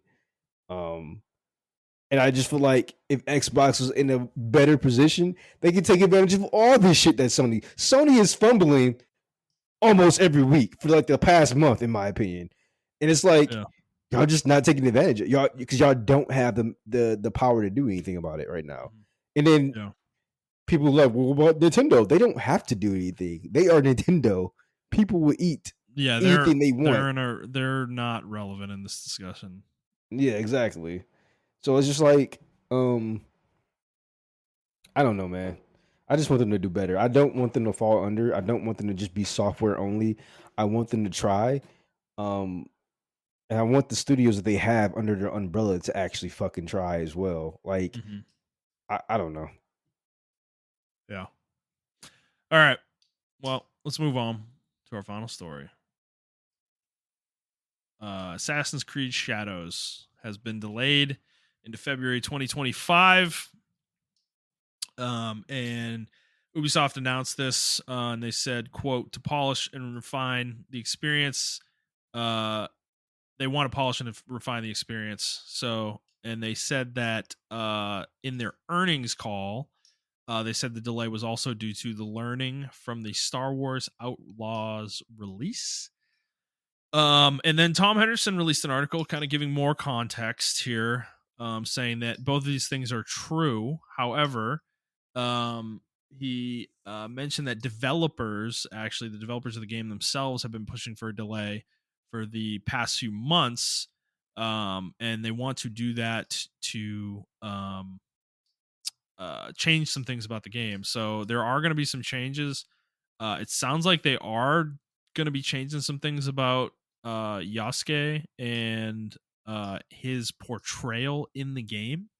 They're not taking him out of Wow. the game or anything like that, but they are addressing. This is according to Henderson. They are addressing some of the historical and cultural concerns which started before the game's reveal, following external playtests, and were accelerated further following the game's reveal and mass feedback. Um, and this included some of his story and how he's portrayed in the game, fixing architectural details, and ensuring the game is historically grounded while fitting in the Assassin's Creed universe. Um, so yeah, I mean, this is interesting, I guess. Ubisoft, like we talked about them a couple weeks ago, they're in a lot of trouble right now. Their stock price has completely cratered in the last year. And their immediate future is very interesting to me. This game has to do very well for them. Like they need it big time. But Montreal, what do you think of this? The reasons for this delay? I mean, yeah, I guess that makes sense that they're changing what Yusuke is going to be and everything.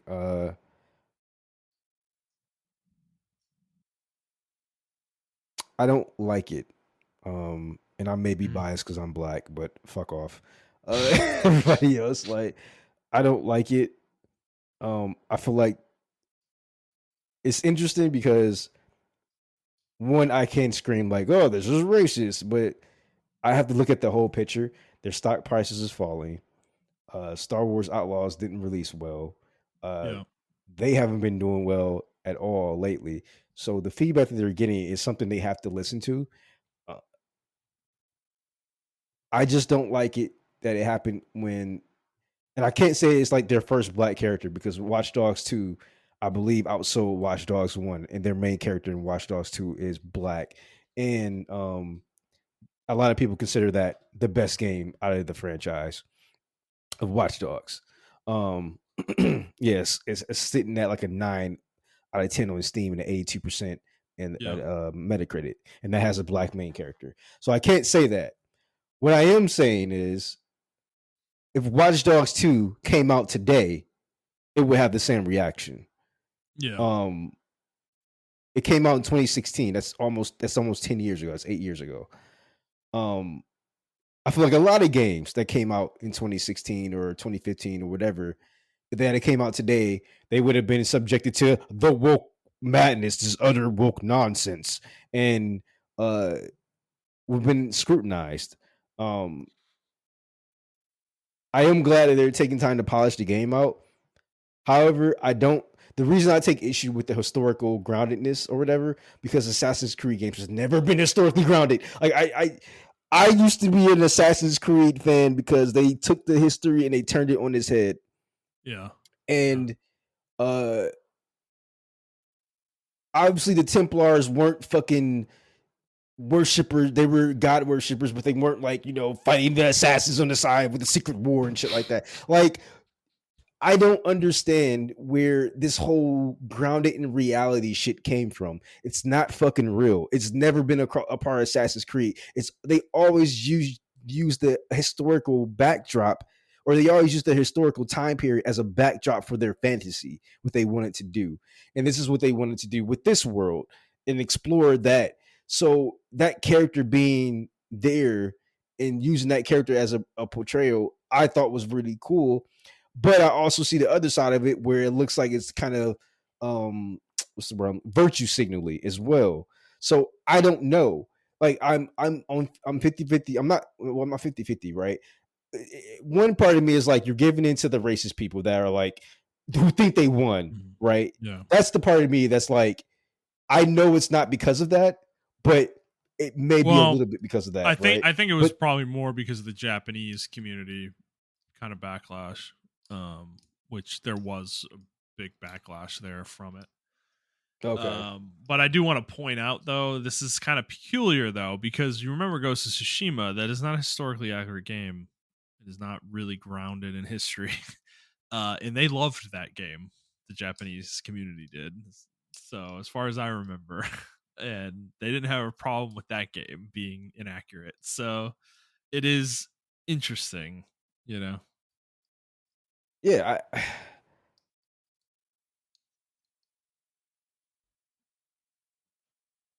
I mean, I guess, yeah, you're right.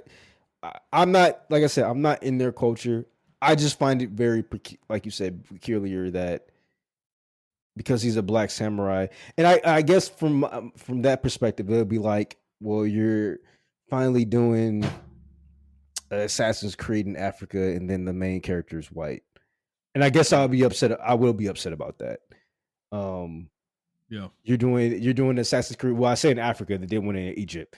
They do in another country of Africa, and or say like Ghana or something like that. And then like yeah, and the main character is white or something like that. So Or Asian. Let's just say he was Japanese, you know? yeah, he's Japanese. Yeah. Yeah. Um.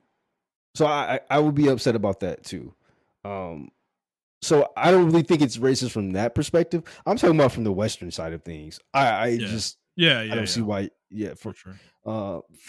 From that portrayal of things. So that's what I say. It's like there's so many things that are wrapped up in this that I can't pinpoint it, and I'm trying not to be biased in my pinpointing, but I just find it weird. I find the whole situation weird. I find this is not related to Assassin's Creed. Goes to yokai or yotai rather. Yeah. Uh, weird, right? People are complaining about her and like, oh, a woman would never be a samurai in that era, and it's like we don't even know the fucking story. Like Yeah. maybe she is a Where fucking we don't have samurai. any context. Which Yeah, we don't have like context here, to be fair, either. We don't know how prominent he was in the game. We don't know what they're changing. Like, are they making him less prominent? Are they just changing the way events happen with him? Like, what do they do? We don't necessarily know, that either. So I don't know. It is interesting that they're making changes though. For sure. I think the thing with Ubisoft though, I think what they're trying to do is really finesse this game, and they want to make sure it launches well. They don't want anything to hinder it. I think that's really the aim here. yeah, And yeah. I don't think it's necessarily politically motivated, really. I think it's more around the idea of like they just need this game to be a financial success, and they're gonna do whatever they need to do to make that happen. And if that means making, At this point, I just rather than remove him from the game. Like I just yeah. be honest with you, just remove him from the game. Okay. Like I'm gonna be honest with you. Like Yeah. I'm I don't think they could do that. They're too deep in the development at this point for that. yeah, I know, but it's just at this point, it's just like It makes you remove him wonder from the though, game. internally, do they wish the same thing? Do they wish they could do that? They probably do because if I was the developer on the team, I would just be like, yo, just remove him. Like I'm tired of this shit. Because think about it, right? Realistically, right? If they had made the main characters just Japanese, and it was a male and female leads, there would have been none of this, Okay, but you're right. You're right. I got to counter to a lot of this shit though, right? Yeah, yeah, And even though it's not as big of a game, it did still come out, and people do love the second one. yeah. Neo.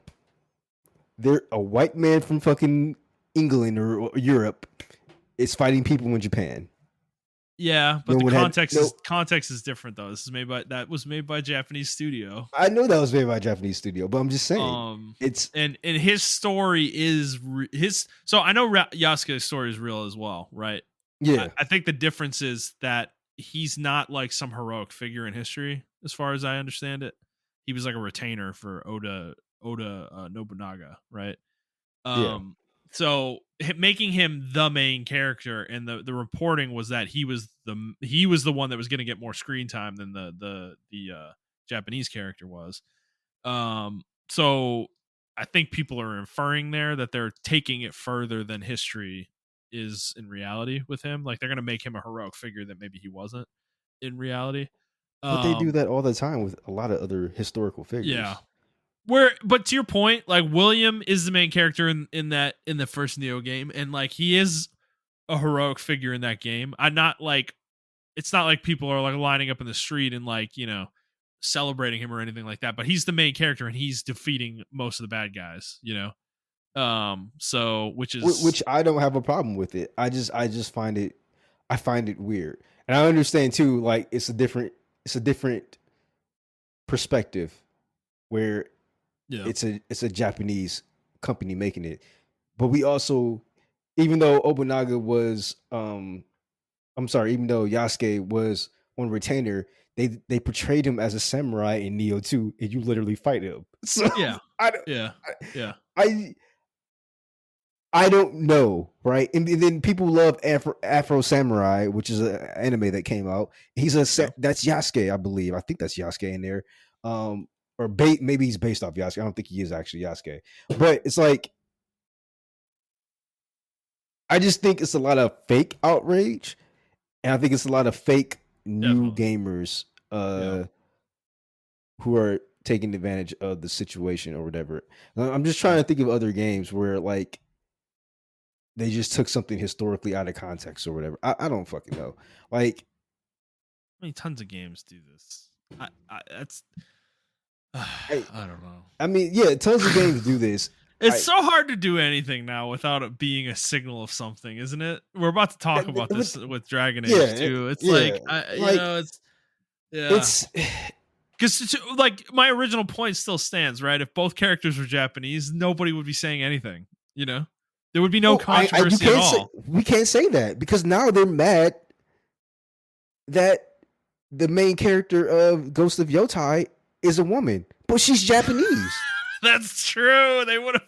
That's true. Also, do we not have an actual? All you can do is make him a man, make the main character a Japanese man, and here we are. We're back to 1990. Yeah. So it's like, also, are we just forgetting about like Noi, like that she's just not there? Like, it's an actual Japanese woman who's an assassin, a ninja. I mean, like, are we just skimming over that, or is it the fact that she's not a man? Like, I really wonder, to be 100% honest with you, right? Would we have this conversation if the other assassin character was just a man, like a Japanese man? Would this even? So it was Yasuke and a Japanese man. Yeah. Yes.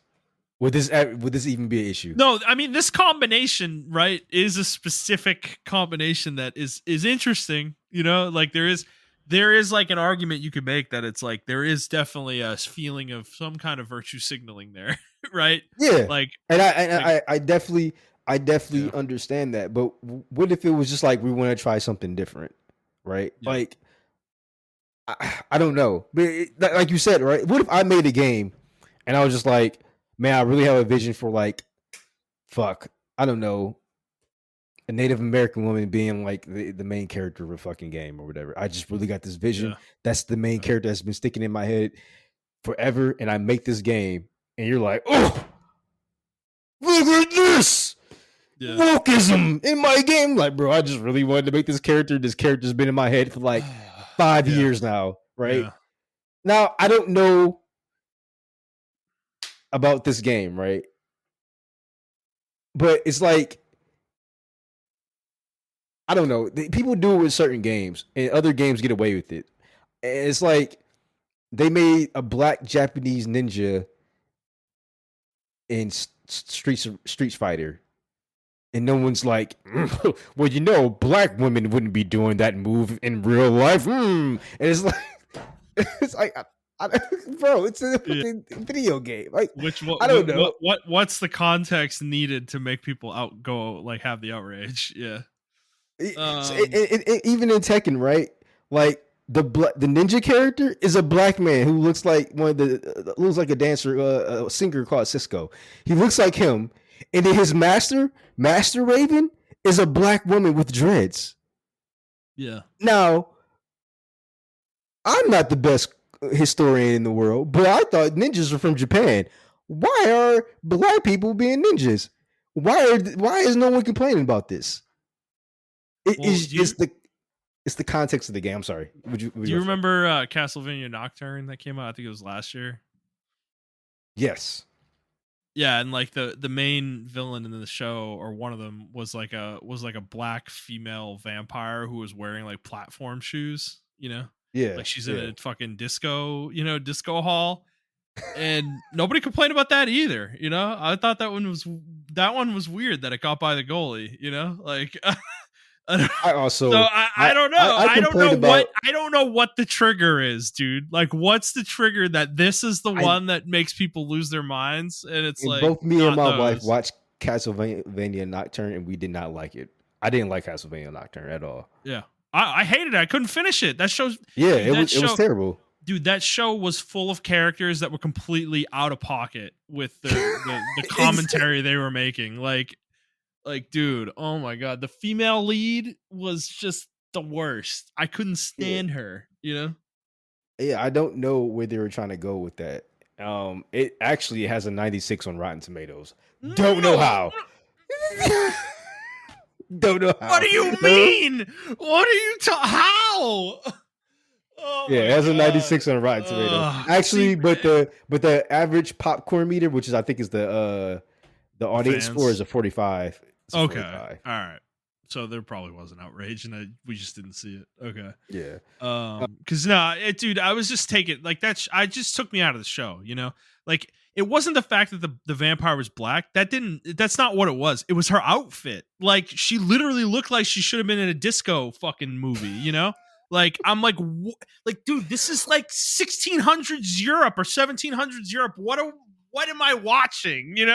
Like it's like there's a certain degree of like suspension of disbelief that like is too far, too far, and that Well, was you too know far what's for me. funny?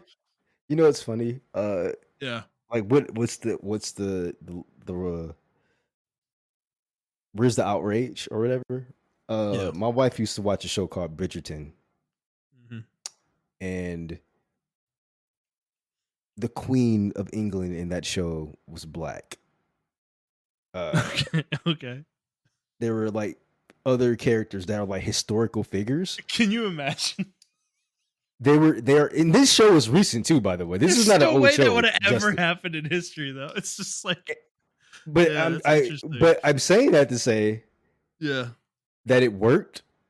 The story Okay. was the show was clearly designed for women. Yeah. Women didn't have an issue with it. I think Okay. this Was it trying to be I historically accurate though, or no? it Not was really. telling like it was telling like a love story. It was like telling love Okay. stories and stuff like that. Okay. So it wasn't trying to be like historically accurate, but it was set in that historical time period. And yeah, like, and there were like characters that are traditionally white. Some of them were black, and I like the don't queen like being this one of is them. yeah, this is So where my question is this, right? yeah. Maybe Yeah. this whole historical thing is a man thing. Yeah. Because women were watching this. This show is popular too, by the way. Yeah. And women Yeah. watch this shit, and I haven't seen yet a person complain about it. Where there was some backlash on it, but they just kept going. I can And yeah. and I think the writing outdid in the performances of the actors and the Yeah. actresses outdid what was going on. And I think that's what people need to understand.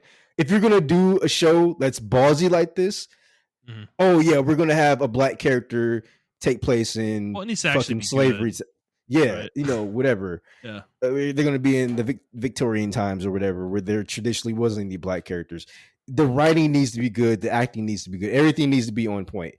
And unfortunately, like a lot of these shows, they try to get away with the mediocrity of like if it was a traditional cast, I would say. Yeah. Uh, but it only adds fuel to the fire. So Well, I think I personally don't mind historically because it's a very touchy subject, and it's like I don't. taking liberties with historical fiction. Yeah, because Yeah. the majority of like even like when we learned about inventions in America, like I don't want to use a buzzword, but I am going to use a buzzword. The historic like inventions and stuff like that, and even like World War II and World War One and stuff like that, black people are whitewashed out of that shit. Like if you looked at like historical stuff as far as like black soldiers and stuff like that, you would never thought we fought in any of these wars when they fucking did, Mhm. right? And it's like we didn't start getting recognition until like the Vietnam War, where there were mixed units and stuff like that. Right. But like that part, and even like the Civil War, you never hear about how black soldiers fought in the Civil War on both sides, Yeah. actually. And it's like we never hear about that. We never hear about black inventors or anything like that. And I'm not just talking, I'm just using black people as an example as well because I'm black, but I'm pretty sure there are other cultures out there that have historical reference in everything, but they get washed out of it because let's be honest, I don't know how to say this, but I'm just gonna say it, and you can push back on me. I feel like the white people are the dominant culture as far as the media, so that's who they target. You see what I'm Mhm. saying? So now that other people are Well, starting to get into these spaces, yeah. now I think people have even because a lot of these creators are white that are doing this. Like, don't get me wrong, right? A lot of these creators that are doing this shit who are like Yeah. putting black characters where white characters are, they're white, Yeah. and I think they want to play with that, or maybe some of his virtue signaling, and then some of his like, I really just want to play with this idea and see how it works, type shit. Yeah. So I don't Yeah. know. How do you feel about that? Well, okay. All right. You got a lot of threads there. Yeah, I did. I'm I'm gonna sorry. start. I'm gonna start with Bridgerton because it's an interesting one. I think if that show was played as a historical fiction, but it was like trying to be accurate, it would come off differently, right? Like it inherently would because, like I said, like it would never. It was that the idea of that in the history of our world is like would have never happened, right? Yeah, So it would have been hard to like pass off like Queen Elizabeth, the one that fought this, the one that was around that was queen when they fought the Spaniards off, in the 1500s. Like her being black is like completely it wouldn't have happened, right? Like it. So it would take you like if you're trying to tell a story like that, there's like an immersion that comes with that kind of storytelling, and it would take you out of it to a degree. But it depends on who you are, right? It's like I have a knowledge of history that's probably deeper than the average person, I would say. So to me, it would look ridiculous. But to people who are less inclined to that kind of thing, like do they even know that Queen Elizabeth was Queen of England in the 1500s? Like fought off the Spanish Navy? Probably not. It's like, um, so given that, would they care as much? Probably not, So it's I don't know, it really just depends on the way the story's written. It's hard to even talk about it without full context of the show and like what the story is and what kind of show it's trying to be and everything, right? mhm. Um so it's because if you start taking that character and you're putting them in situations where they're like interacting with other nations or they're like that kind of thing, you're you're changing the context again where it might start looking ridiculous again. It's like, but again, They like they you they said, it comes categorize down to it like as it comes down to the performances, the writing. Like it could change. It could change the situation where it doesn't look as ridiculous and is more believable, right? Like you have to make it believable if you're going to do that kind of thing because that's really a bold thing to do. It really is. You have to make it good though. Like it can't. I don't know. It needs to be something that is like you need to make it a subconscious thing that people aren't paying attention to. You know, and that's hard to do in any medium really. So yeah, yeah. this is the problem with marketing a game. Going back to Assassin's Creed, marketing a game, unfortunately games are generally just not strong enough narratively, and I would say this is true 95% of the time, to get away with this kind of thing. So it comes off as virtue signaling almost all the time, because the narratives just aren't good enough, like most companies can't write a narrative as good as The Last of Us. Like they just cannot. They don't have the capabilities to do it. We don't have the writers to do it. They don't want to tell a story like that even, like that's that deep and that strong narratively. So when you're getting into situations like that and you're inserting things like this, it almost inherently comes off as virtue signaling because there's not you can't distract people with the good narrative. You can't distract people like you're distracting them with the gameplay, but that doesn't matter in the context of you know making the main character like Yasuke in this situation, right? Mhm. So people are going to look at it from a narrative point of view. And when you're looking at it from that point of view, I think the quality of the story matters a lot to the way people are going to perceive it, you know? And I do agree with your assessment that I think the history thing is definitely a male thing. You know, in my life, generally speaking, most of the women I have met are not big historical buffs, you know? Mhm. I've met very few who have a deep interest in history, you know? So, but I'd say that's true for most people, honestly, that I've met. I have not met that many people who really care that much about history at all.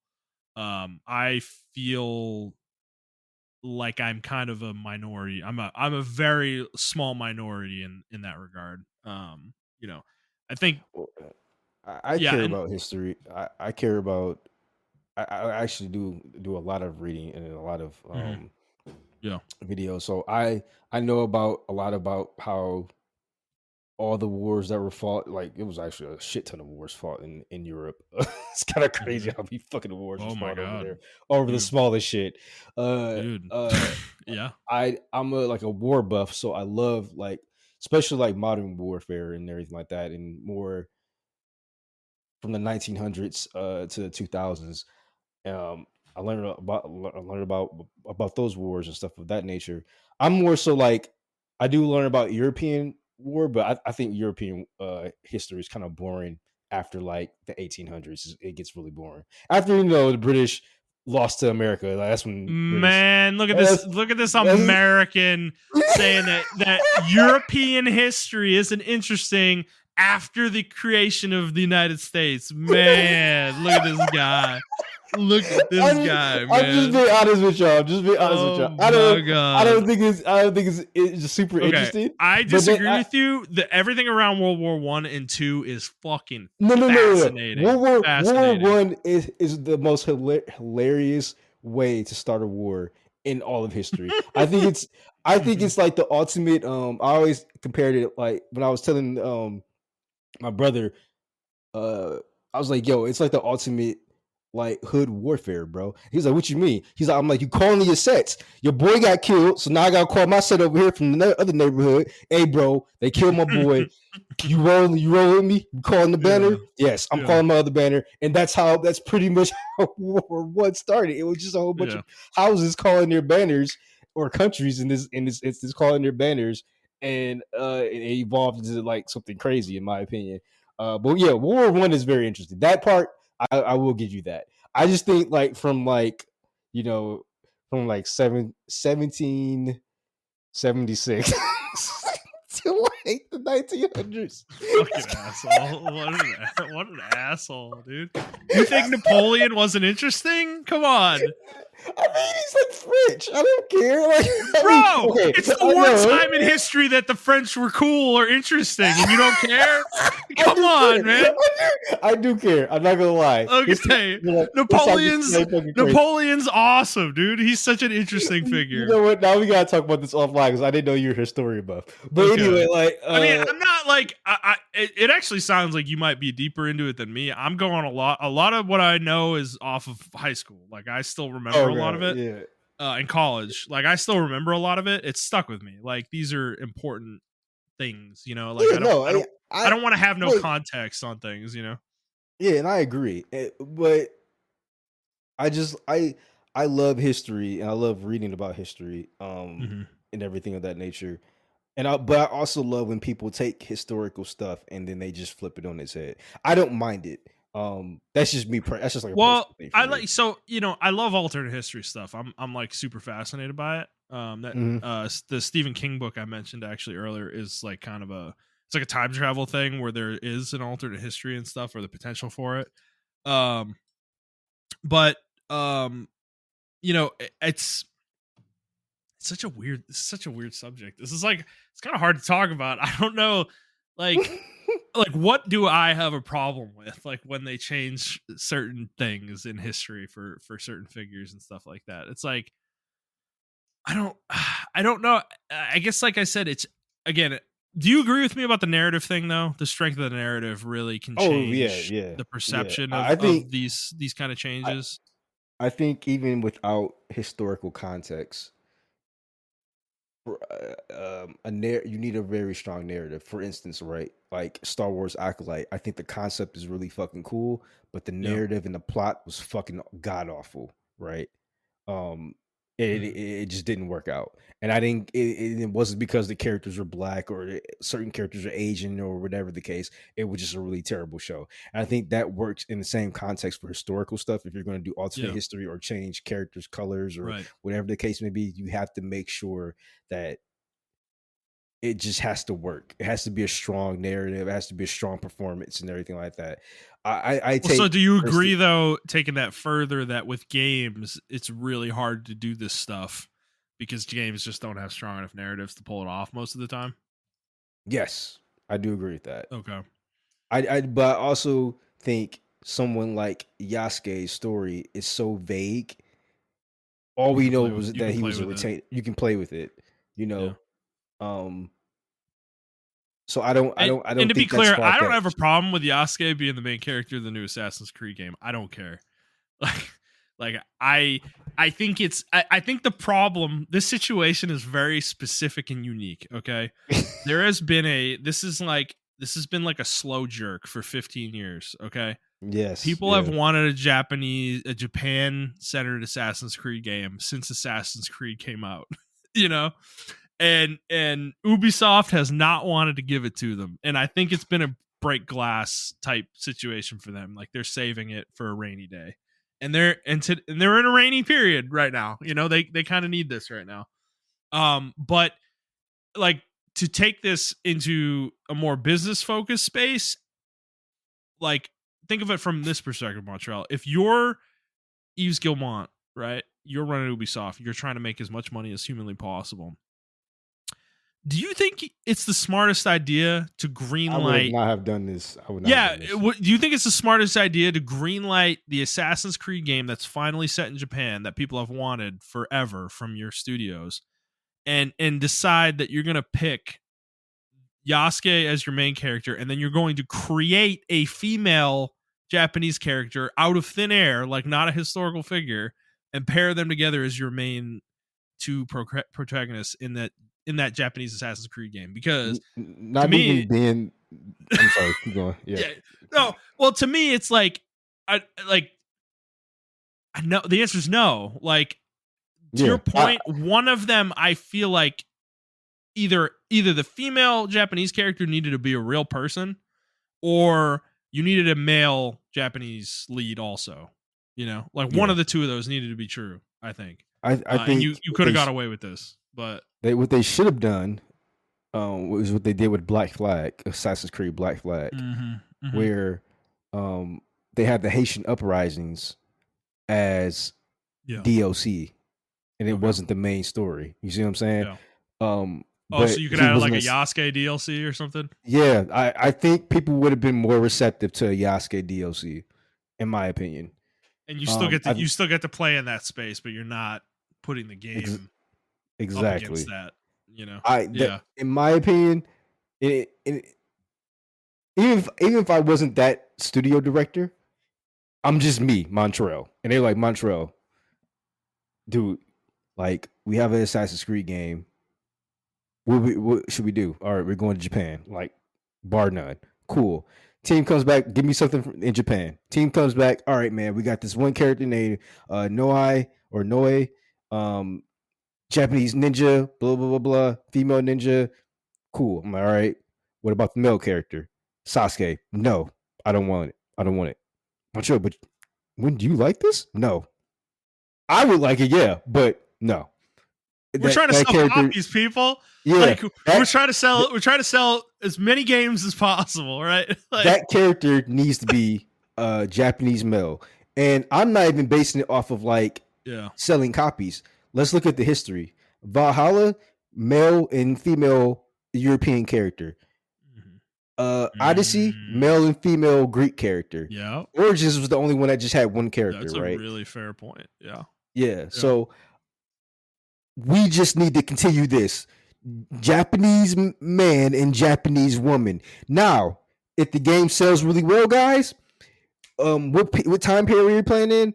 Oh, we're playing like right in between when Japan was in the Civil War. Okay, cool. That's when Oda Nobunaga got the retainer of Yusuke. If you want to be creative and do some DLC with Yusuke and you play with Yusuke or you play as Yusuke, go for it, bro. You can do that. But no, not as the main character. No, that's what I would do. In that situation. Right. Yeah, and I agree. I agree with you. I agree with your assessment. Right. Like, because I feel like nobody in the room was willing to say like we're playing with fire, guys. You know, like not only are we playing with fire with the Western audience, but we're doing it with the Japanese audience. You know, like, do we really think this isn't going to piss them off? You know, it's like they've been waiting for the Assassin's Creed in Japan too. You know, and you're taking that and you're literally almost taking it away from them. You know, like they want to see a Japanese character. You know, it's like maybe their mindset was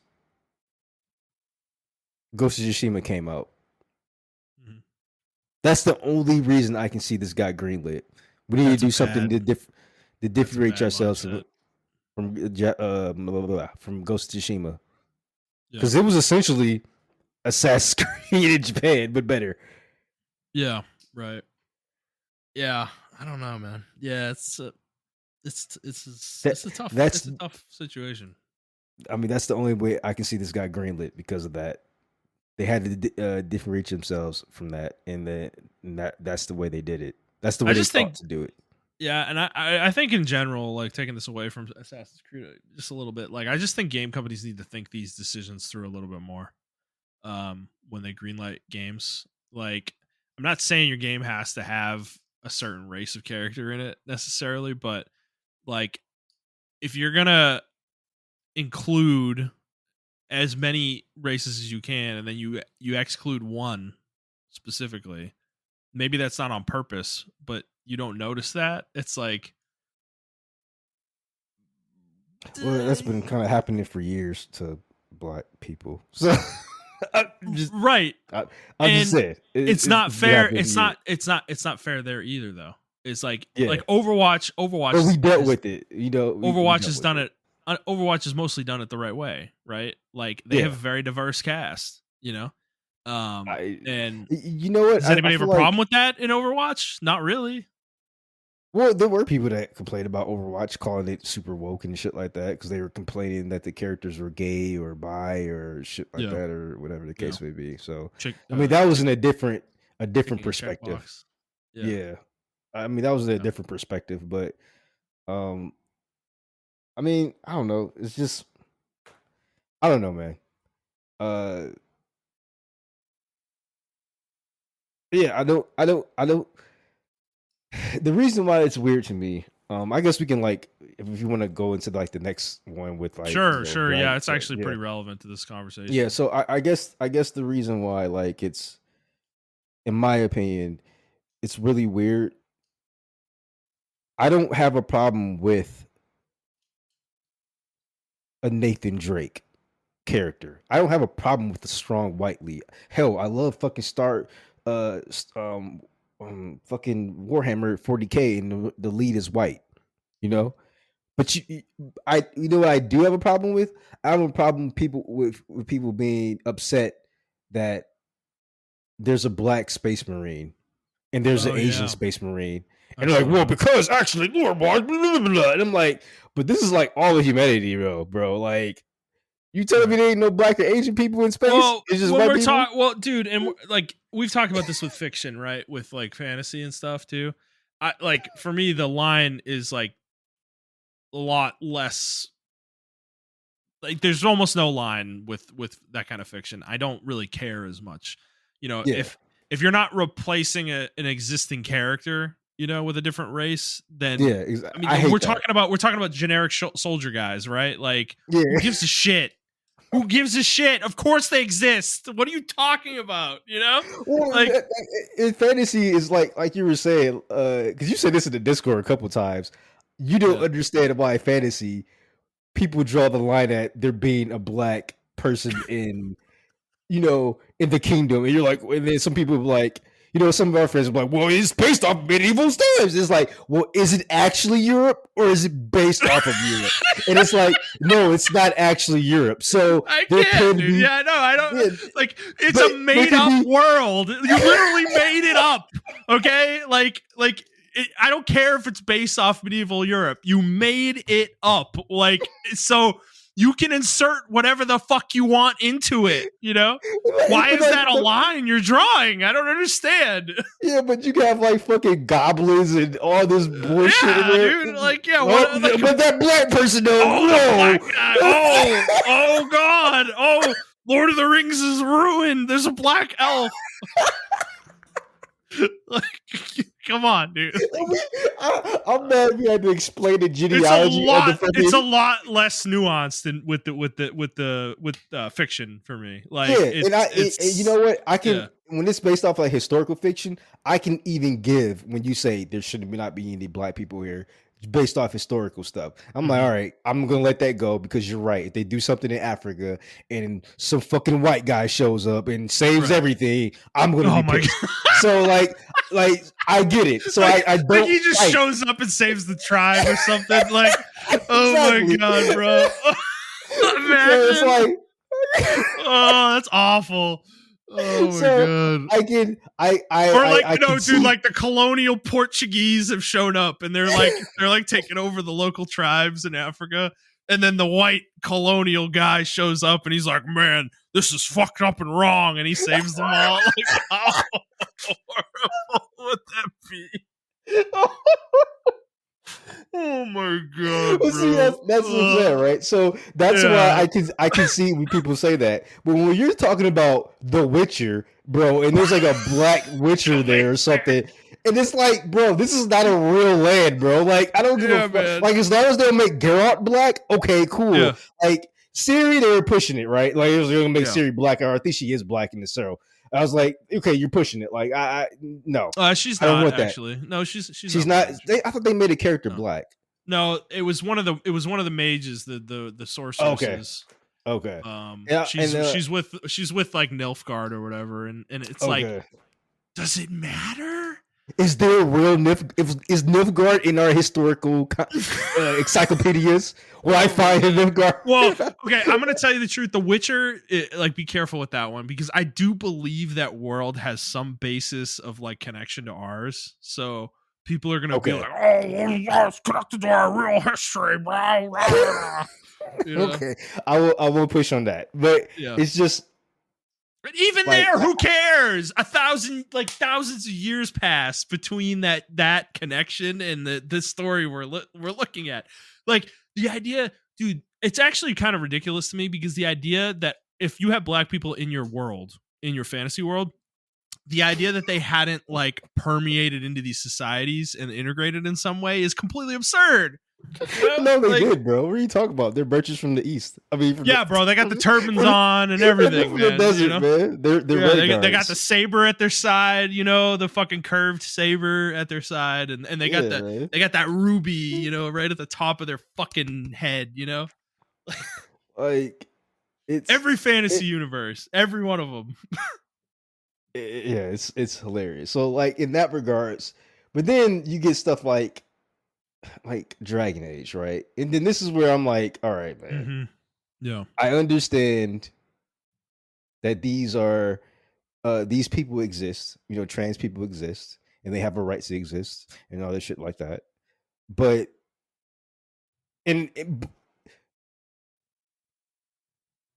now maybe we don't know about Dragon Age and how far their technology is as far as magic, right? So maybe they're using magic to do these operations and in the transcar. Because in Dragon Age, why would there be a scar though? Come on, trying to explain this within the logic of the universe makes no sense to me. Like, I don't. So, just for context, y'all. So in Dragon Age, the new Dragon Age character creator, you can give your character a transcar, which means your character has top surgery, which means she not necessarily just a transcar, right? This is you get this, if you have breast cancer or something as well. Right? Oh, okay, yeah, you have surgery. Yeah, so it's a top scar, what it's called, top surgery scar, something like that. Top surgery scar. But a lot of people took it as a virtue signal um for trans men who biologically used to be a female and they transitioned to be a man. Um, Right. Which I don't think so that's an unfair assessment. I kind of think that's what it is. yeah, But but to your point though, it could be also yeah. for breast cancer victims or something of that Right. nature. If But you are want to they really want, again, like explaining this within the context of the universe, are they doing breast cancer surgeries in Dragon Age universe? I don't think so. You know. I Like, mean, maybe so maybe I always use fantasy, right, as an alternate version of our world. Like we use yeah, technology and electricity yeah. and stuff like And they that, use right? magic, yeah. And they use magic, Yeah, right? but like if they were using magic, couldn't they just make them disappear? Like, and there's no scar? I get maybe it like doesn't work like that. maybe you gotta rip them off or something.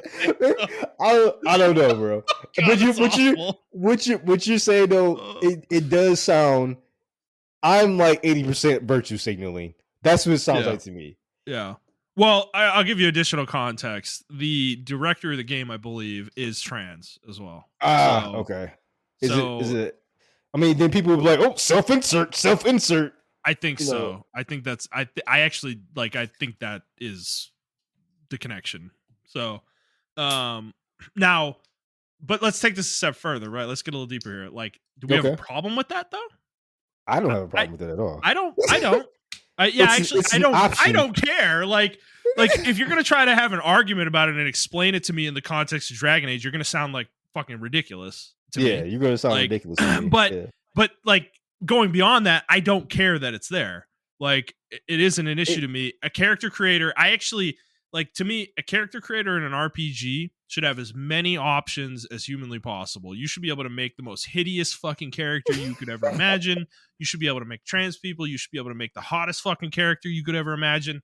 There should be any option available to you whatsoever. You're trying to let the player fulfill their own fantasy for what they want to be in the game, right? yes, So I have no issue with it being there personally. But yeah, I don't either. but the only situation where I would is if you have that and you're taking other options out that you deem inappropriate for some reason, because then now you are inserting something and then you're taking other things out that you don't approve of. Then that really would be virtue signaling. Now we haven't played Dragon Age, right? Like we don't know Yeah, how deep the character creator is. So at this point in time, we can't make that deliberation, right? So to me, like just talking about it from this moment, I don't care, right? yeah, and I think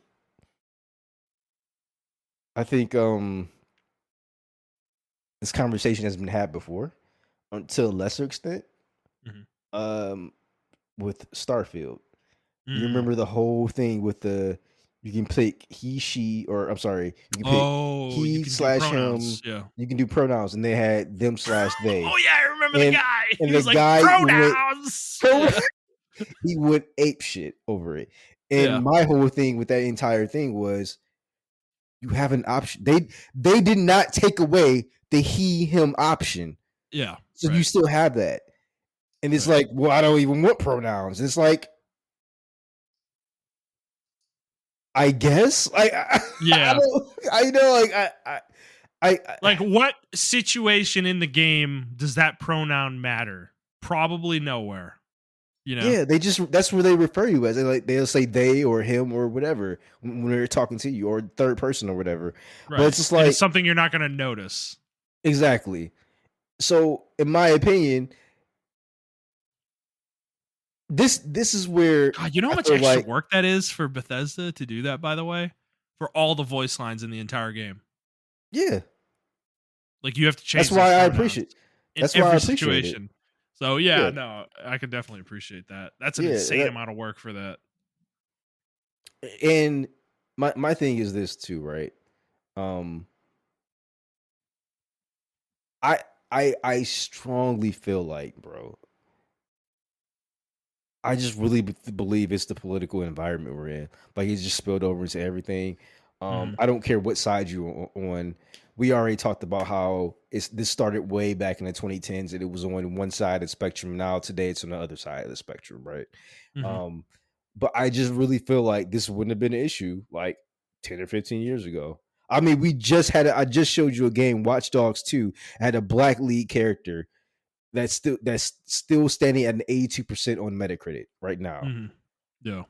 If that game had came out today, though, God help us, it would have been wokeism and God have all, mercy. all fucking thumbnails saying, "Is this game Ubisoft gone woke?" Like, yeah. So imagine, and I said it last week too. Imagine if, like, I use Summons for example. Imagine if Tomb Raider came out today, bro. Holy shit, bro. Doesn't matter if she's hot or not. A woman couldn't be able to climb up this cliff. What are you talking about? Or dude, Horizon, like even Horizon Zero Dawn. Think about. Oh my god. People hate Aloy now. Imagine if the first game came out today. Like it would be a fucking bloodbath out there. They call her ugly, bro. Like, why can't our characters be hot? And it's like, she's an average fucking woman, bro. What are you talking about? Like, if she how said many games? Me, like, bro, I gotta, like, for those people, bro. Like, how down bad are you that you need that in every game you play? Number one. Number two, how many games out there give you that? How many? 99% of them? Let this one game have it, okay? Like, fuck. Like, I don't, like, it's such a weird. Well, my thing is this though, like, but I don't know if they know they're playing into, like, you know, who they think is the enemy. So I'm just gonna say, like, the pink-haired people's, you know, games or whatever, right? The quote unquote feminist game, when they say stuff like that, because Aloy is a normal-looking woman, like a real-life woman. That's what a normal woman looks like. Like, I'm sorry, y'all, like, she doesn't look like Lara Croft, the old Lara Croft, bro. She looks like a normal woman. And she doesn't have lipstick on all the time, and like her average body like destroyed America. Like, like, what do you want? Like, I don't. Yeah, they want everyone to look like the blacksmith in Monster Hunter Wilds. That's what they want everyone to look like. That's exactly what they want everyone. No, it's fair, dude. It's fair. It's just like, dude, like, man, go fulfill that fantasy with a different game. Okay, the Japanese are happy. Very happy to give you the bussiest, most absurd-looking female characters you could ever imagine. Like, why are you playing Horizon if that's what you're looking for? You know what's so funny? I read a Steam review of Nier Automata. Yeah, and he gave the game a 0 out of 10. He was like, "There's no hardcore scenes. There's no nudity scenes. All I can do is blow off her skirt." And he gave the game a 0 out of 10. And he refunded the game after like 2 hours or like an hour and 35 minutes. Oh my god! And I'm like, bro, this guy has only seen 2B in Rule 34 art. It was like, finally, I get to play this game. It's like, no, bro, it's not what the game is actually not sexual at all. Yeah.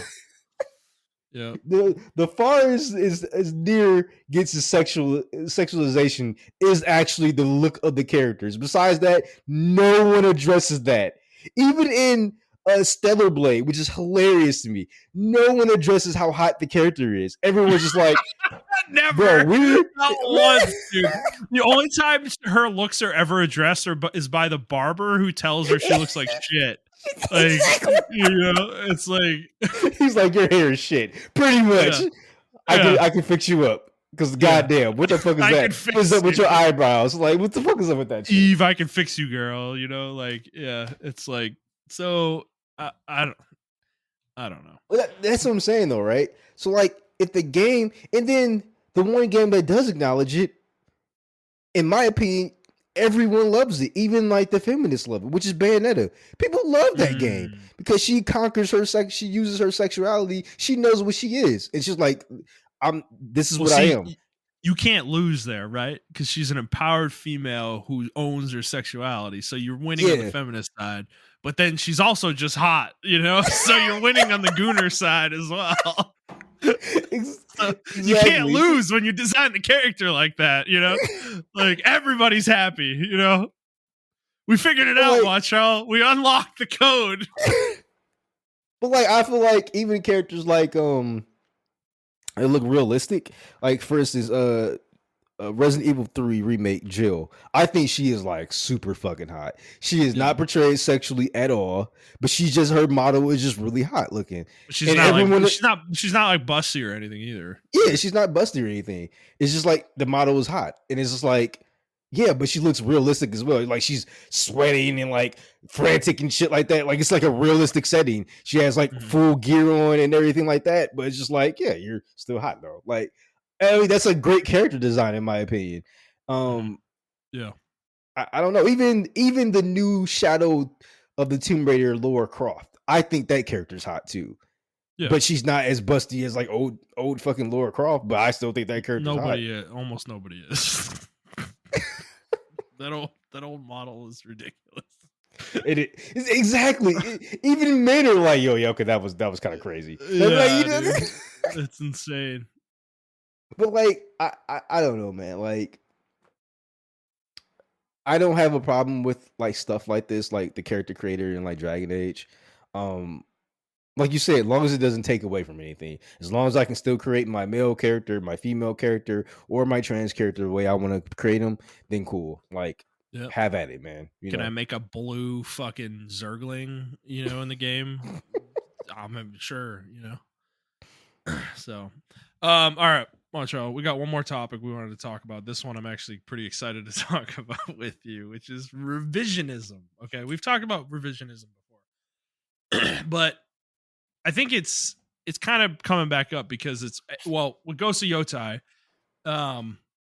when that was revealed and it wasn't Jin Sakai, there was a lot of people who came out and were bashing the shit out of him, saying like, he was a wooden cardboard cutout of a character. He had no personality. I'm so happy that he's not in the fucking game, and me and you we talked about this last week. We're like, don't agree. I think there was a good character there. I enjoyed his character.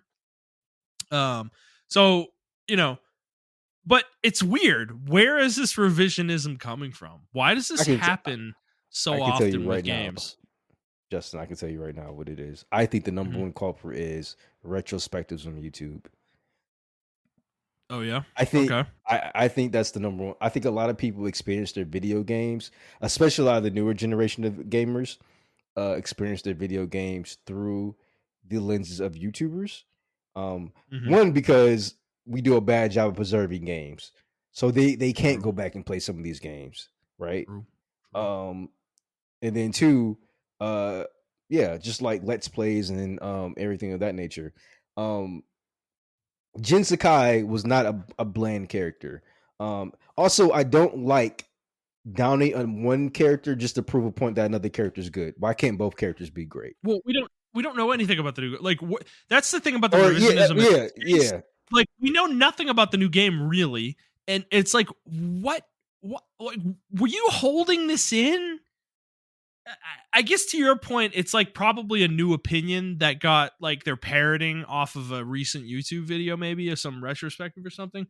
Otherwise, like, were you just holding this in since you played Ghost of Tsushima? You're like, man, this Jin Sakai character sucks, but everybody loves him, so I can't say anything. It's like, I think that's what it is. I think a lot of people like, but the problem is me and you, right? Yeah. Like whenever somebody brings Final Fantasy 15 up to me, I'm like, that shit ass, bro. I hate that game. Don't talk about that game. This is what I was holding. This is what I was holding on to. Okay, I heard somebody on a podcast this past week say he thinks that there will be revisionism on Final Fantasy 15 in a few years, and people will think it's a good game because he thinks it's a good game and doesn't deserve the hate that it gets. And I literally wanted to throw my fucking phone out of my car. I was so upset. I'm like, I'm so mad that I can't rebuttal this. And nobody on the podcast said shit. They didn't say a word. They just were like, oh yeah, yep. And I'm like, oh my God. I'm like, this game doesn't deserve Final Fantasy 15. If there's revisionism, there already is revisionism. Let's be fucking frank. There's a lot of people with blinders on about that game. Number one. But if there's a true revisionism in the same way we're talking about with this, or like Wind Waker, level revisionism for Final Fantasy 15, I mean, I might go off the deep end because there is almost no video game in existence that deserves revisionism less than Final Fantasy 15. I'm sorry. Like, You know what's funny? I don't know. Maybe it's the group of people I surround myself with. yeah. Everybody I know loved that game. The revisionism is now people are seeing that game's terrible. But when I put Final Fantasy is bad on like Twitter like years ago, people I had to get off Twitter for like a day because people were like up my ass about the shit. I think revisionism is funny because a lot of the shit does happen in the moment. Yeah, you are caught up in the stratosphere of shit. The zeitgeist. Yeah, in the zeitgeist of shit. That's a good word. Yeah, in the zeitgeist of shit, and I understand that. Unfortunately, it happened to me and everything. It's not necessarily revisionism in gaming, but the way I view games. Right. I remember in League of Legends. This is before I even played League of Legends. I didn't start playing League of Legends in 2017. I'm sorry, 2016. Mm-hmm. So in 2012, I think colleges started to do actual like leagues, and like you can go to college teams. for playing teams. You can go to college and get a scholarship. I was totally against it. I was like, what the fuck? This is not, you're not an athlete. What the fuck are you talking about? And DJ was like, no, you are. What the fuck you mean? You are an athlete. I'm like, you don't play. Like, you're telling me they work just as hard as a basketball player, bro? Bullshit. Get the fuck out of here. I was totally against it. I was like, this is the most dumbest shit I've ever seen in my life. But then I come around, I'm totally on the other side of that spectrum. Young, now, right? foolish, naive Montrell. Exactly. And that's the revisionism as far as that, right? Yeah, so but you like that's not, see, the thing is, this isn't revisionism, okay? You changed your opinion about something. Like, I don't think that's what these people are doing. I don't think their opinion of Jin Sakai changed. I think they held on to it for 4 years, and now that the new game's out, they're like, oh, it's safe to bash the shit out of Jin Sakai for some fucking reason that I can't tell you. Like, how much of a coward are you that you won't express your dissenting opinion out online or wherever, you know? It's one of those things, too, where it's like, you ever, a bad game comes out, right? Sonic 06, for example. Yeah. Okay. Universally bad game. I think that's an objective opinion or fact that game was bad. It was so bad. Sure. Yeah. It was glitchy and everything, right? Well, maybe not you because you're not really a Sonic fan, but like I played it. I saw somebody play it and it was bad. Okay. Exactly, right? So I played that game live in direct when it came out on the 360 in the PS3. I played it and I was like, oh my fucking God, I can't believe they released this game the way they released it. Yeah. There are people who would tell me, actually, man, you know what? Sonic 06 is good as fuck. And you're like, what?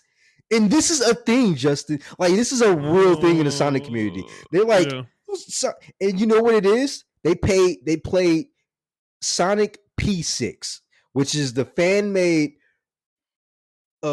patched up version of Sonic 06. Somebody that doesn't count.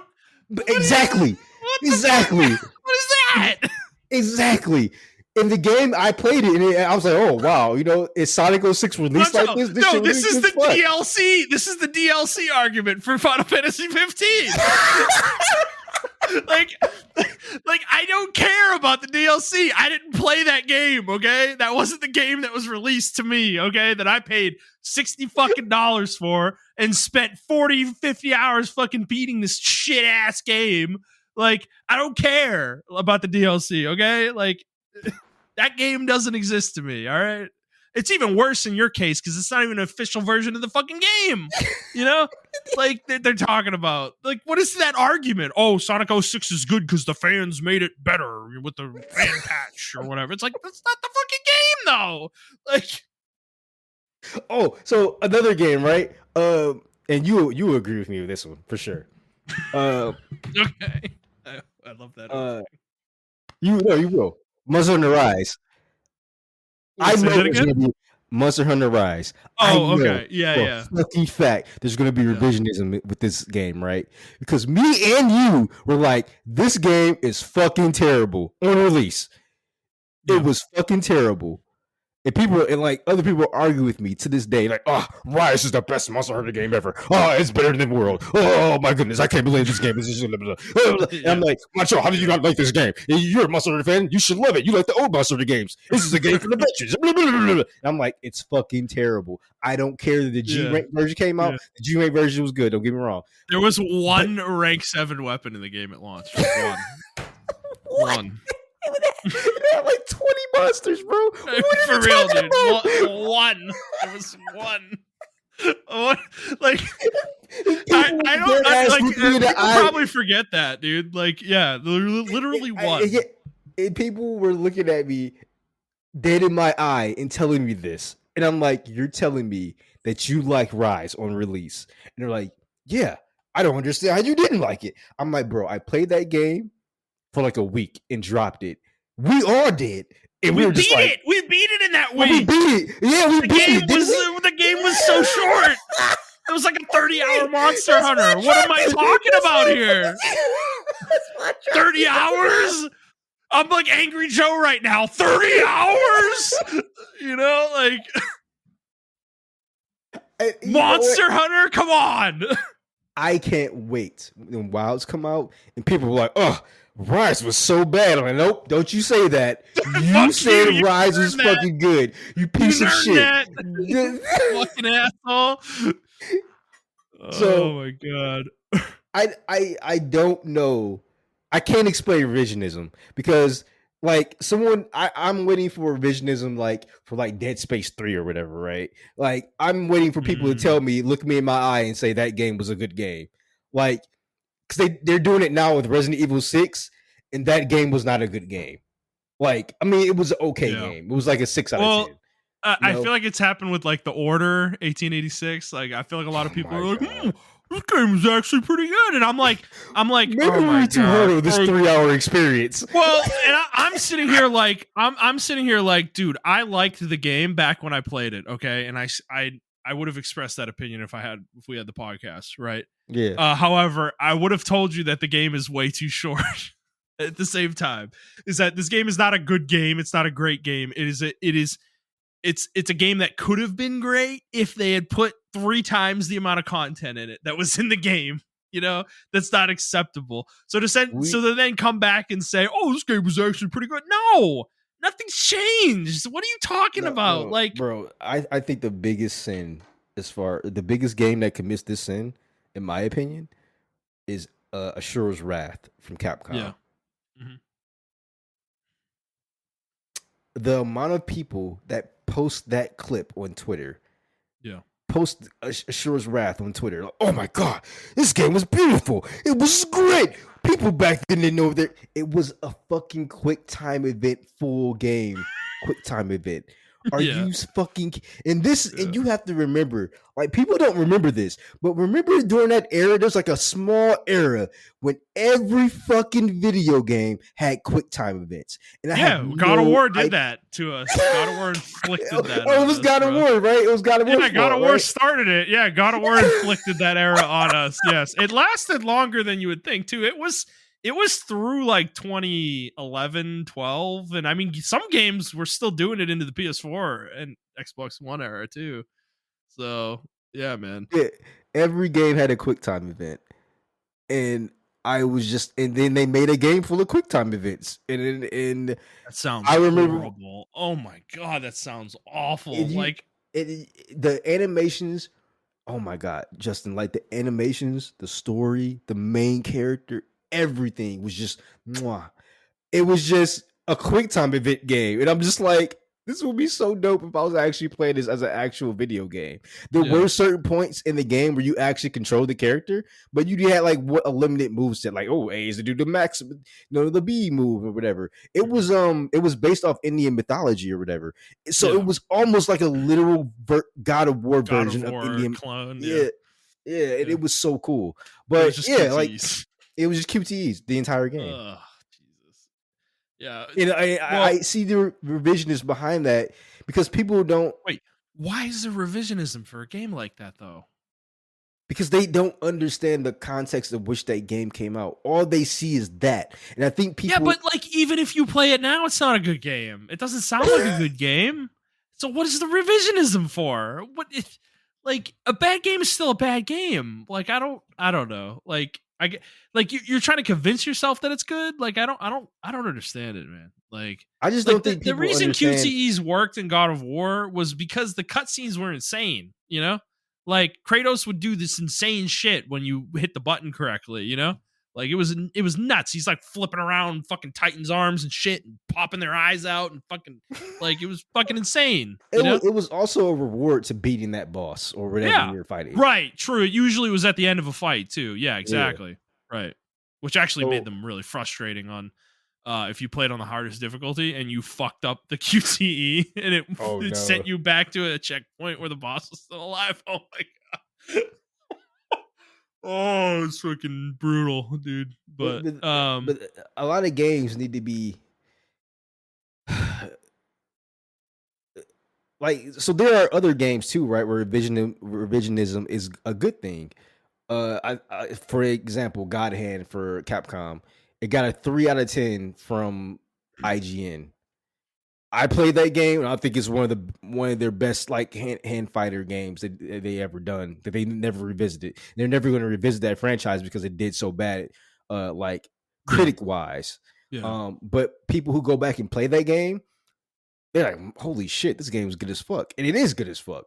But I remember when that game came out, it was like every critic hated that fucking fighting game, bro. Or it was an action game. Every critic hated that action game. Um, but Mhm. now, like a lot of people love it. So I truly think sometimes a game is ahead of its time as far as what it's trying to do, and then people of today, when they go back and play that game, they love it or whatever the case may be. Yeah. So I think Super Mario Galaxy was like that. No, I think Galaxy was always well received. I'm trying to think of a Super Mario game that was like that. Actually think like Sunshine Yeah, is getting the Sunshine. opposite effect. Yeah. Yeah. I think Sunshine, people look at Sunshine with a golden pair of eyes, and then they go back and play it like, oh, this game's actually buggy as fuck. Like, what the fuck? Yeah. Like, Well, I mean, the biggest example of revisionism that I remember though is still Wind Waker. Like everybody loves Wind Waker now. They're like it's like one of the most beloved Zeldas out there. And man, I was there. Y'all hated this game so much. Like hated it so much that we got Twilight Princess on. That's why we got Twilight Princess, by hate the way. exactly. Exactly. Like the art style, I remember everybody hated the fucking art style for Wind Waker, and it's just like, man, it's the revisionism was so crazy with it. And I'm like, what is going on? Did I like enter a time vortex or something? Like, No, you didn't, where man. were all these people in 2002 or 2003? Like, because man, people were so mad about that shit. Like, so yeah, I don't know. It was it's a funny subject because it's always happened. It's probably always going to continue to happen, you know. But whether it's justified or not for any given game, but Wind Waker's a 7. Out of 10 for you? Yes, Okay, that's a decent score. it's fine. I give it an It's 8. good. I don't Yeah, think it's it's good. like I don't think it's like the best. Not I don't, revelatory. yeah, I just think the selling part takes away from it. I love it. I just No, it gets that's my old after biggest a issue while. with the game. Yeah. Is the way the game is sectioned, like every island, every grid on the map is an island, and every island has something on it. So the discoverability of the game is ruined because you know where to go to find something. You know, Mm. unlike when you play Ocarina of Time or Twilight Princess or Majora's Mask, you don't. There's not a giant signpost that says there's something here. Come over here. You know, it's somewhere in this general area. Like it like completely just takes away from that discoverability aspect of Zelda to me. Um, but the concept of it is still cool. I would actually love to see Nintendo revisit it conceptually, especially now when Yeah. they're in this open world phase. I think it would be really interesting to have a game where it's very water based for Zelda. I'd love to see them try to revisit it and do it a little differently. I don't Because know. I mean, that was the main issue with it for me. It was just like you would go to the square and there would be an island, and you would go on the island, and there was at least one treasure. There might be more depending on how big the island was, but there's something there for sure. Pretty much at every island. So you just like that's how I played the game. Is like when you got to the point where you had like the complete free roam, I literally would just start in the top left and go to the right, hit every island, try to do what I could, everything I could, and figure out what's there. And then I would do that for the whole map. And then you play the game and you get the items you need from the dungeons, and then you go back through and go to the ones that you didn't finish. And it's like it's kind of boring because of that. It's like like in the moment playing the game, like doing the puzzles, fighting, and like doing the dungeons, like the game is good. The game is quality. Like there's quality there for sure. But yeah, it's just plus the whole time part of it, like where you're literally just sailing straight for like 3 minutes between islands. It's like it doesn't feel good, like it's just it doesn't age very well to me. So yeah, it's a 7. I agree. It's good. Yeah. I mean, this is a sidebar, but how did you feel about that list I put in there? What list? Did you not see that list of? I think it was like Rolling Stone or somebody gave their top 10. The Zelda. Yeah, I told you it's like the opposite of what I would have had. Yeah, like everybody's such a Tears of the Kingdom, Breath of the Wild fucking dick sucker at this point. I'm so tired of it. Like, did you put it in? You put it in the shared chat, I think. Yeah. Oh, there we go. It's just like it's like Tears 1, Breath of the Wild 2, and then it's like the rest. It's like it's not. I don't know. It's like an annoying ranking to me. Like because for me, like Ocarina, Majora's Mask, and Link to the Past are still the best 3. I don't think any Zelda since has come close to knocking any of those off for me. I think all 3 of those games are 10s. Ocarina of Time to me is still like the perfect adventure game. Like I love Ocarina of Time. It is so fucking good. Yeah, that game's pacing is just really good. Yes. Like, and it has just enough stuff in it. Like it's not overly packed. Tears of the Kingdom and I'm sure Tears of the Kingdom is even worse than Breath of the Wild, but Breath of the Wild 2 is they're just bloated. They're just these giant bloated games that have a million things in them, and it's like, I had this problem with Odyssey where it's just quantity over quality, and I'm not about that with Zelda. Yeah. With games really in general, I want quality. Like quality is way more important to me than quantity. I would rather have a 20-hour game that's a fucking 10 out of 10 than a 60-hour game that's an 8 out of 10. Yeah, I definitely agree with that. I agree with your assessment too. I actually think, speaking of revisionism, I think I'll say about 5 years. I think we're gonna get revisionism as far as Breath of the Wild, or we may not. We may never get that. We may get a situation to where they're always comparing the game. I would say we do this with Ocarina of Time. We compare every game to Ocarina of Time and Majora's Mask. Mm-hmm. I think the newer generation is going to compare every Zelda game to Breath of the Wild, Tears of the Kingdom, because it is their. To me, it is the new generation of gamers, like the gamers who are 20, 25, even 30, I would say. Nah, probably not 30.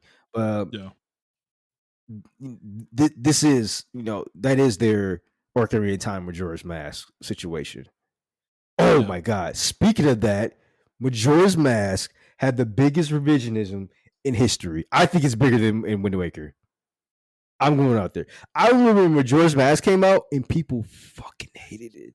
They did not like it. True. No, that's definitely true as well. That one happened really quickly though, because by the time Wind Waker came out, everyone was like, "Man, Majora's Mask was so good. I wish we could go back to this, bro." And then Wind Waker, and then Twilight Princess came out, and everyone was like, "Yeah, Wind Waker's really dope." Because Twilight Princess kind of sucked.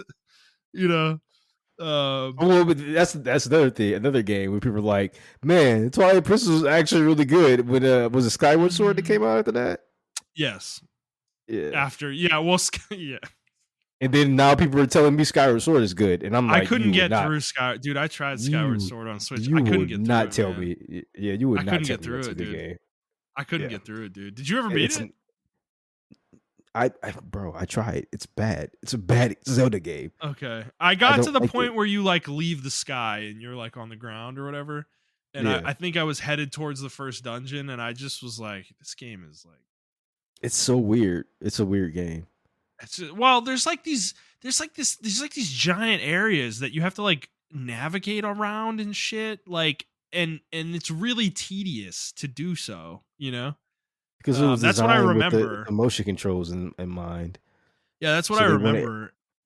yeah. It's just I don't think it's a really good game. I don't think it's a really good design. It was a gimmick game to begin with, and to tie a main title to a gimmick game is kind of fucking stupid in my opinion. But But uh IGN gave it a 10 back in the day. they gave it a fucking 10. Are you serious? Yeah. Oh yeah. Yeah. I'm pretty sure that review is still out. I mean, I would assume so. IGN Skyward Sword review. That's why the game's always stuck in my head because somebody saw something. Saw something in that game. You know, like the guy. Yeah, Richard George. December 14th. Or sorry, November 11th, 2011. Wait a second. Did they update the review? Okay, no, they didn't. All right, yeah, 10. Yep, 10 out of 10. That's fucking crazy. I do not think that game's a 10 out of 10. You need the Wii Plus to play it. The Wii Motion Plus to play it. Motion Plus. Yep. Well, dude, this is the thing. I remember the Wii Motion part of Twilight Princess as well because I bought Twilight Princess on the Wii. I did not buy it on GameCube. I bought it on foolish. GameCube. I was a foolish young man who, for That's whatever why I reason, think got I like it swept more up. than you. Yeah, Who that's got why I think I swept like up in Wii Mania, and I remember those stupid fucking like where they would teach you a move, you know, and you'd be in like that weird white void or whatever, and you're fighting like the Stalfos dude. And I remember them like trying to teach you the move with the fucking Wii remote, and I'm just wiggling it back and forth, you know, and I'm just like, this combat sucks. It's better. It's definitely better on the GameCube. I think you'll enjoy it a lot more. Yeah. Good Fun luck. fact: good luck getting a fucking copy. Fun fact: the Stalfos that teaches you the moves are is the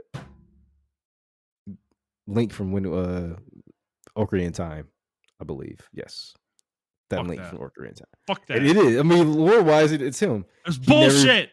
He never passed. He deserves a better ending than that. Yeah. So.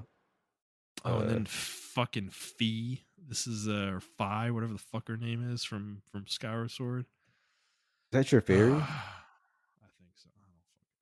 I don't know, dude. Zelda hasn't been good since the 90s. Like, let's be real. Sound like an old man. I am such an old man. I'm such an old man with Zelda, dude. Like, I really am.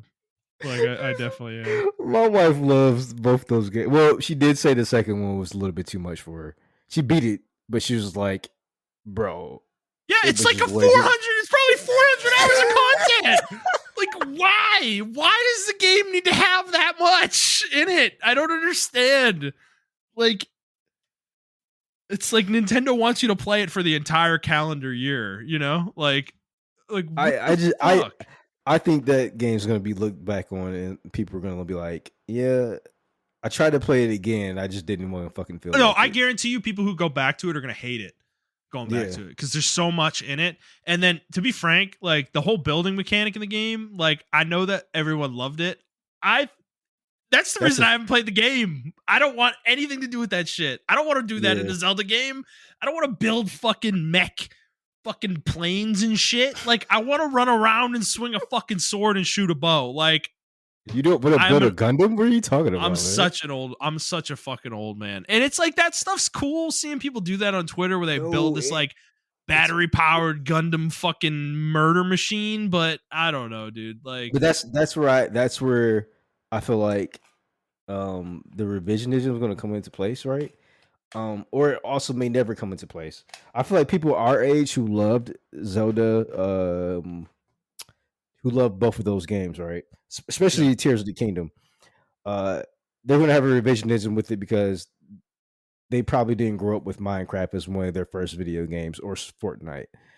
Yeah. I think the reason why a lot of younger people are going to look at that game with like a teary eye and love it is because they grew up with Minecraft, they grew up with Fortnite, and those games have very built-in mechanics in it. So it will make sense for Nintendo to do that in the next Zelda game. Even You think that was the reason? Oh.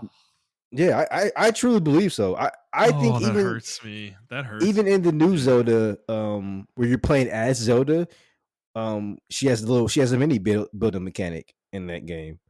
Yeah. You can spawn like furniture. Oh yeah, you can make like furniture and stuff. Yeah. Yeah. I don't mind it as much in that context though. I'm actually like the Echoes of Wisdom appeals to me almost more than Tears of the Kingdom does.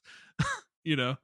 Because it's like it's not a huge game. That's probably going to be a 20-hour game, 30-hour game. Yes, yeah. You know, it's like that's manageable. It's like I've had Tears of the Kingdom since it came out, dude. I bought it 2 years ago, or was it last year? I don't even remember when it came out. I think it was last year. And it's just one of those games you look at and you're just like, ugh. No, it literally it makes me sigh. I like look at it and I'm like, ugh. You know, it's like the idea of turning it on and going through this probably 5-hour fucking tutorial to learn all this shit. It's like I gotta waste an entire fucking night for that. Like I don't want to do it. You know, like I want to play something quick and fun. You know, so I don't know. I definitely sound like an old man. I know. Well, which is funny because it's like old people usually want stuff that's like slow and methodical, but us we're just like, yo, I just want to jump in, swing my sword. That's all you gotta do in the tutorial of fucking Zelda. You find your sword, you find your shield. All right, go fuck around in the Deku tree, bro. Like, dude, I know, for real. Dude, Ocarina of Time's so awesome. Like, seriously, you run around and like you can go talk to all the kids and everybody in the fucking Kokiri Forest, and you listen to that banging fucking soundtrack, you know, and then you literally like, yeah, you go get the fucking sword, you go get a wooden shield, and then the game's like, all right, go to your first dungeon.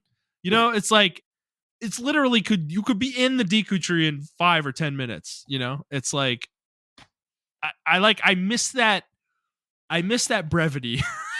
You know, I just feel like every game needs me to be in it so fucking deeply. You know, and I just like, you know what's funny about Wulong? That game does that, bro. Yeah. I started the game. I started my character over in that game. And it's just like, all right, you got a sword. Here's a story. Boom. You're fighting. And you fight your first boss and everything. I'm just like, oh shit. Yeah. Okay. Goddamn. I don't remember Stellar like that too, dude. The game throws you immediately into combat, you know? Yeah. Yep, you're right. You're right. No, and I think that's why I like it. It's just like, just throw me in there, dude. I don't need tons of like I'm not coming to certain games with the desire for tons of exposition and like want to get deep into your fucking game world, you know? And it's like, if I want that, I'm playing a very specific type of game, like Baldur's Gate or a fucking RPG like that, you know? Like, I don't need that in every video game I play. It's a very specific thing, and I just think too many games are like too wrapped up in like they want to maximize how much time you're playing them. And I just don't think that's a design tenet that makes a huge amount of sense, personally. I don't think that's selling games, I guess is what I should say. I don't think that how long your game is and how much content it has is selling games as much as companies think it is. Yeah. Yeah, I agree. So, all right. Montrell, we've been going for a while. It is pretty late, so let's wrap this up here. All right, everybody. If you like this episode, please like the show, review the show, and subscribe to the show whenever feed you're listening to it on. And please subscribe to us on YouTube as well. If you'd like to interact with us on Twitter, you can do so at iTrap4the Hokage for Montrell. That is the number 4, not the word. I'm at ThunderNut01, and the show is at the Player Stake. If you'd like to send us a question, you can do so on Twitter, or you can send us an email to theplayerstake01@gmail.com. And that'll be it for us, guys. We hope you enjoyed this episode, and we'll see you next week. Bye.